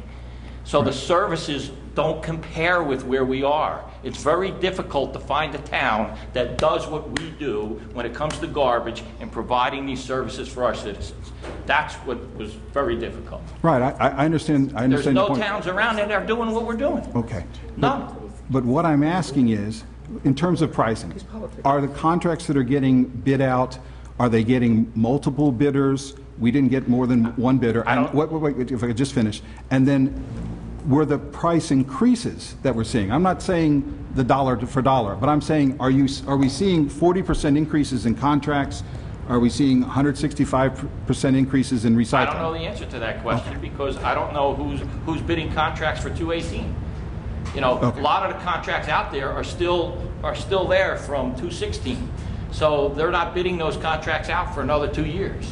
So that price doesn't mean, that's what I'm trying to explain to you, the price doesn't matter. We did reach out to the state to see whether or not there was a repository of where we could get that information of, you know, who's going out, and that information was not available. It was not available. So anything we do know, we know anecdotally. And I do think it's more relevant at this point in time to at least compare the actual cost that we're going to pay for the relevant services compared to the other costs, as opposed to increases. Because I don't know of anybody's other contract that I've heard of the last time where it went down. So there's something happened with our contracts somewhere along the line. There is some, as Jack said, I think some leveling out of this. But at the end of the day, if the level of service that we're providing for our residents at a cost that is below what other municipalities are paying for less service. The big issue is the level of service. You certainly don't. This is only going to go up if we go back out. I definitely, I mean, we had internal debates about this. I definitely was against going with the 1 year because, to my mind, this is only going to escalate for the next year. And is 3 years 3 years enough? I don't know. If you look at past trends, I don't know. 5 years, obviously that's the max we could go anyway. Is it the right? Is it a crapshoot? Yeah, you got to make a judgment call between 3 years and 5 years. The committee felt very strongly that it wasn't worth taking the roll of the dice on 3 years, lock it in for 5 years. I just want to tell you, we took a lot of time on this, trust me. And that's why we're here so late. Bringing it, usually we would have had this to you at 2 meetings ago. But we took a lot of time trying to figure out the best way to handle this. And again, as I said, if when you said, well, should we put it out to bid?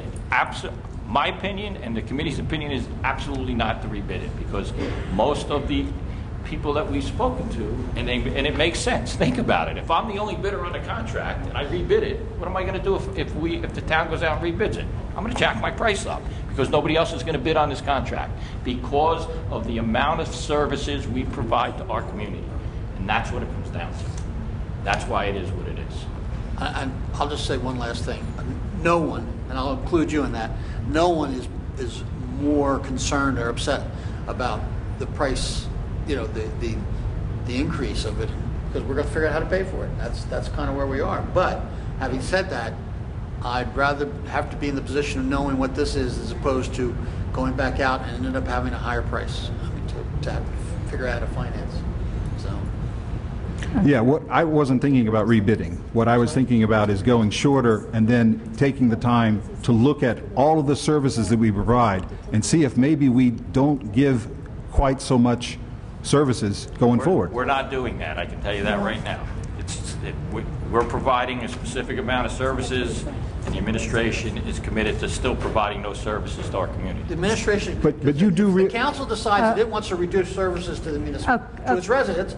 You have the right to do that, and you can make that decision, and you can make that case. But as of right now, we're not doing the administration is not going to propose a reduction in service to the residents. Right. Councilman, I'd like to interject for a second, please, if you don't mind. I don't mean to interrupt you, but I just want to interject. We have hosting 2 realtor open houses and having the mayor come and go over the services, particularly on this subject matter. I have to tell you, from realtors from not from the town, they were wowed. New residents are wowed with our services, with our garbage and recycling. So it is a great selling point here in the township. It's an attraction. Again, I'll mention, second time tonight, my house down the shore. I have to pay for that 1 garbage can that we have and try to keep everything compact, or I'm paying for something else. And yeah, bulk is once a month. It's a pain because you have to get that 1 week. And then what do you do with all your items? So, and you are correct. It's a conversation to be had. But I know I wouldn't personally recommend changing the service because I see it as a great attraction to the township, along with the jitney. And from what I'm seeing from 3 to 5 years, and the numbers are here, per household per month, again, it's a risk factor. So we could say we would want to go for 3 versus 5, but it's a risk. But Madam Clerk, can we take a vote on that if we want to do 3 versus 5, or how can we see if there's support there? You have a resolution before you. You can, choose to either deny it or deny the resolution. resolution Before you approve it. And by the way, the Board of Ed approved their budget last night. Okay, so they're approved. They approved the 5-year contract for their. They were adamant about the 5 years, that they want 5 years. They want 5 years? Okay. So unless you have any other questions, I'd like to move this forward because we do. Sure, it's 10 o'clock now. Mr. Gross just touched on this, but one of my concerns is the increase in this amount, if we take it for 5 years, is the equivalent of the 2% tax increase that we just passed. Yeah. You guys, I just want to make sure everybody understands that. Yeah, So we do. There's no alternative. What's the alternative? That's what I'm trying to figure out, what the alternative is, because You would have this to is cut really going to back be. down on This is services really going to for the be. community. I suspect, I mean, you're not going to turn it around tonight. Well, No, You can't- no, we're you not. can't- But You can't, you're not going to find the alternative tonight. Well, why don't we see if the support's there for this contract then? So, and then we could discuss it. yeah, So let's- I just like to make 2 more points. I just want to ask Sure. you, just very quickly, did anybody else ask for the bid specs between these guys and Waste Management never even bid? They don't come through me, it's through the purchasing Yeah, it goes department. through purchasing. I'm not sure I if don't think anybody else requested. I don't Okay. think anybody else took out the specs besides those 3 contractors. Okay. And my other question is, I just want to make sure I have my math right. I looked at the price over 3 years, and the price over 3 years is a little over $2.7 million a year. And I compared that to the 5-year cost, and if we go 3 years, then we save $115,000 a year. That was And then- not my prediction, it was about $70,000 that we. I know, that's why I wanted to check it. Yeah, So, $70,000. Yeah, 2,796 and then 2,867. Yeah, that's 7. oh, I see. So what I was actually looking at is the 1 year. So if we just go 1 year, then it saves us $150,000. And then, if I could please, if I could Go just ahead. finish my sentences. Go ahead, but you keep saying the same thing over and over again. How many times do we have to explain to you? Our position is not to go for 1 year, it's to go for 5 years. If you want to go for 1 year, you got to convince your colleagues to do that. Right. The administration is not doing that. We're sticking with 5 years because we believe, based on the increases, that that's the best contract for the people in this municipality, based on the services that we provide to our citizens. So if you want to change it, you need to convince everybody there to change it, not us. We're not changing it. Right. So that's actually what I'm trying to do. I'm trying to argue that perhaps we go for 3 years, and then we take a long, hard look at whether we want to reduce some of these tremendous services. I mean, as Mr. Sayers Okay, so pointed out. here's what I'm going to do. We've got the like Make the platinum. residents bring the recycling to the recycling center themselves. Maybe not do bulk pickup, let the residents take the bulk to where it has to go. Right.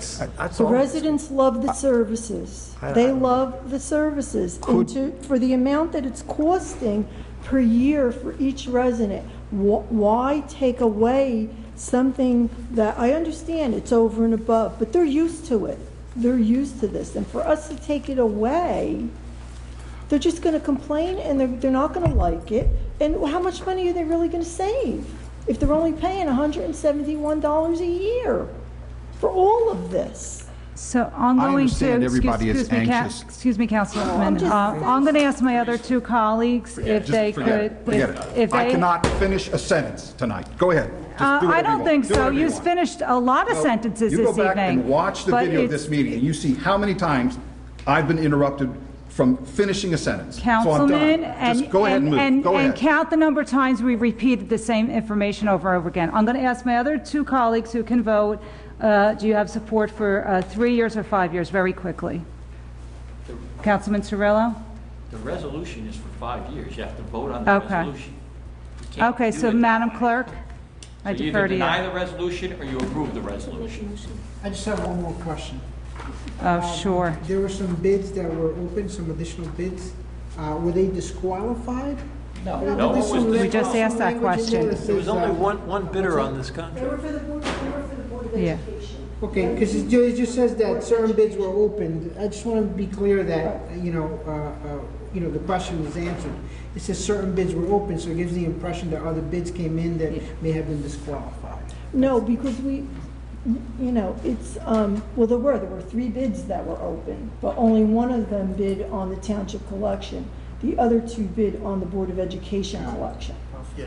That No answers the bids were question. rejected from across the board. That Okay. answers the question. Thank you very much. Councilman, good, you're done? Okay. Thank you. Sorry? Do you have any other questions? Okay, yes, I'm done. Okay, Councilman Guarino made the first motion. Is there a second? Is there a Second motion? Is- I'll second it. Councilwoman Castellino? Yes. Councilman Cirillo? Yes. Councilman Guarino? Yes. Councilman Krokoviac? No. Okay. Okay. Councilwoman Castellino, thank you very much for taking the lead on that. You're welcome. Ordinances on second and final reading, 2546-18, an ordinance amending Chapter 20, Sections 4.2 of the revised general ordinances of West Orange, exceptions to obstruction of streets and sidewalks. Is there a motion to introduce on second and final reading? So moved. Second. Good night, Wayne, and thank you. Councilwoman Castellino? Yes. Councilman Cirillo? Yes. Councilman Guarino? Yes. Councilman Krokoviac? Yes. Council President McCartney? Yes. Public, ask the public if they have any. Sorry. Does anyone have a comment on this ordinance revising the town code, restriction on sports apparatus such as basketball hoops and hockey nets in the streets and sidewalks? Any colleagues, questions? I do. Councilman? There was a definition, there was some clarification that we were looking for. Backboards. Backboards. What was the conclusion in that matter?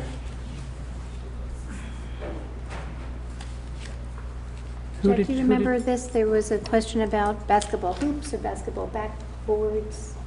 I thought at the last meeting, the council decided to leave it as it was. Everybody understood what it was. I don't think there was any further research. Oh. Any other Thank you, Council comments? President. Is there a motion to adopt on second and final reading 2546-18? So moved. Second. Councilwoman Castellino? Yes. Councilman Cirillo? Yes. Councilman Guarino? Yes. Councilman Krokoviac? Yes. Council President McCartney? Yes. Okay. Ordinance 2547-18 is an ordinance creating a reclassification of salary schedules, certain township employees, titles, classification, salary ranges, and adopting a salary guide and establishing an employee's status as a township employee under the guidelines of New Jersey Department of Personnel.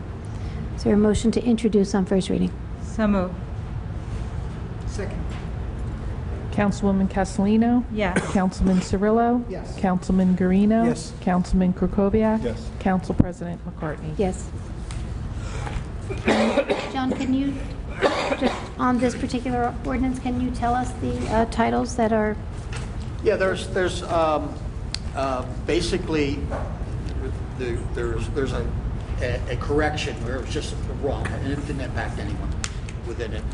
There was also one person that was approved in budget for a salary adjustment, one position that was approved for a salary adjustment. And when we did the original ordinance to implement the budget, it got left out. So that's for that.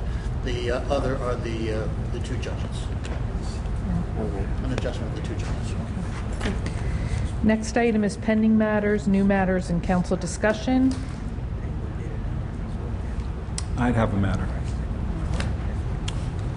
We want to. Council President. Okay. Is the matter about reducing services on our No, no, cycle? no. I just wanted to bring to everyone's attention what Article 3 of our ordinances say in terms of when a council member can speak and when a council member can't speak. Article 3-13.2 says, a member of the Township Council shall be entitled to the floor only upon recognition by the chair, but such recognition shall only determine the sequence of speaking, and no council member will be denied the privilege of the floor. Once a member has been recognized and taken the floor, he or she shall not be interrupted for any reason other than a call to order, and in such case the chair shall rule promptly on the point of order, and the speaker be allowed to proceed if he or she is in order. Article 3, Section 16.1 says, each member of the Township Council shall cooperate with the chair in preserving order and decorum, and no member shall by conversation or otherwise delay or interrupt the proceedings of the council, nor disturb any member while speaking, or fail to abide by the orders of the council or its president, except as specifically permitted by these rules. So I didn't keep track of how many times I was interrupted, but I would say 15 is a minimum. And I just ask my fellow council members to just keep this in mind, particularly when you're disagreeing with me, to allow me to finish my sentences and allow me to finish my point. Thank you. Can I make a comment, Madam President? Of course. I appreciate that, Councilman, and I apologize because I seem to be the one that was interrupting you this evening. But I also would like for you to keep in mind, yes, you get the floor, but also we spent an hour and a half on the topic, which I have no problem staying here to midnight. But we also need to be mindful of staff that comes here this evening and other matters of business. So I don't mind you asking your questions. I don't mind you taking a little extra time to deliberate, but when administration keeps presenting information and the same information for the third or fourth time, I think you need to be a little courteous as to move the meeting along. I think it's the role of the council president to move the meeting along as well as make sure that all of us speak. So we don't forget, we also get information prior to this meeting. This isn't the first time we're seeing information. You take full advantage of asking as many questions, and we see the emails with administration answering a lot of these questions even before we get to the meeting. And again, I don't mind, bless you, Mr. Kaser. I don't mind, but I also think there needs to be a consideration to move the meeting along. It's now almost 10:15, and we still have an ABC hearing. That's all. So maybe we could all be courteous of how each other thinks we need the meeting to proceed. Thank you. Call a truce. And yes, sir. I have a point to make as well. Councilman Svell. I didn't interrupt. I don't think I was one of the interrupt. I didn't say anything. But the point that I was going to make is that, Councilman, I don't know, but she was the council president in that exchange. So she has a right, because she's presiding over a meeting, I think, right, to interrupt a council member if we're now within the parameters of the message or the subject matter, right? I'm not saying that you were or you weren't. I think that authority is extended to the council president when the council president is voted into that capacity. So just think about that. When you're council president, we have council president. We're given that authority. We have the authority to disrupt a council member if we feel that the council member is not within the parameters of that subject matter. I think the council president has that right. Council President, Councilman, excuse me. I don't think that the council president has the right to prevent another council person from speaking. I just read you our rules. I think the rules are very clear that unless the person who's speaking is out of order for some reason, they have the floor, and they have the floor until they're finished. There's no time limit, and there's nothing that says that the council president can stop somebody talking to move along the meeting. And I take Councilwoman Castellino's point about trying to move along the meeting, and you brought up the question, you brought up the issue of all the questions. I asked a ton of questions about the agenda tonight, but I didn't bring up hardly any of them once the meeting because they were answered. And so I think in that case, saved a lot of time at the meeting. It probably didn't make Mr. Gross's life easy or Mr. Sayers, but it did save the meeting. Right. So, well, thank you. Thank you, if I may, Council President. That might be the case. So perhaps a point of order would be necessary to stop someone from speaking for 5 hours. Look, if I can just chime in here, Council President. Impatience and frustration are universal problems in communication between people. There's a lot of that in these meetings, has been for the 20 years I've been here and long before that, and will be forever, I'm sure, because they're just human nature. Councilman Kukoviac is absolutely correct, and the rules that he read, I mean, those are the rules, and everybody needs to try to dial back a little bit and be patient with each other and try to curb the frustration. On the other hand, I can understand where all those things come from. And I think, for example, Mr. Sayers gets frustrated sometimes because sometimes Councilman Kukoviac seems to repeat the same questions. We all do that from time to time. Everybody just needs to try to be courteous, I think, and that's at the end of the day. I think that's fair enough. Call a truce? Yeah. Okay. I never leave angry. I'm sorry I didn't get a chance to say thank you to Director DeNova and Wade DeFeo for that, for their presentation. Well, we do have an ABC hearing. Did you want to adjourn the council meeting and then go into ABC? That's what we have to do. And let me add that we're not going to continue the hearings tonight. Mr. Williams could not get a witness here, so we're going to carry the Los Palmeras hearing until the next meeting, which is August the 7th. He said he would be available then. I may be calling each of you about vacation schedules and so forth to see if maybe we can do another special meeting night. I don't know, but I'd like to get through with this as quickly as we can. I'm hopeful that I don't have any idea what the meeting on August 7th is going to be like. Frankly, if we had the hearing continuing tonight, it's already 10:15. We wouldn't be getting very far. So, What date did you want to do it? well, right now we're just carrying it till the next meeting, August the 7th. August But I may Los be- Palmeras. I know you're away, Councilwoman. No, I'm back that week. I'm there. Okay, so we can. I'll give you a call and I'll find out. I'll give each of you a call probably just to find out what your vacation schedules are.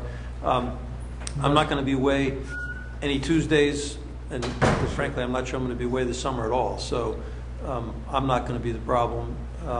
But I know all of you, probably have some sort of vacation schedules, so I don't want to interfere with them. We'll let Kitchen you and know. bathroom. Okay, is there a motion to adjourn the council meeting and proceed with moved. the ABC hearing? Second. Councilwoman Castellino? Yes. Councilman Cirillo? Yes. Councilman Guarino? Yes. Councilman Kukoviac? Yes. Council President McCartney? Yes. Okay. Good night, West Orange.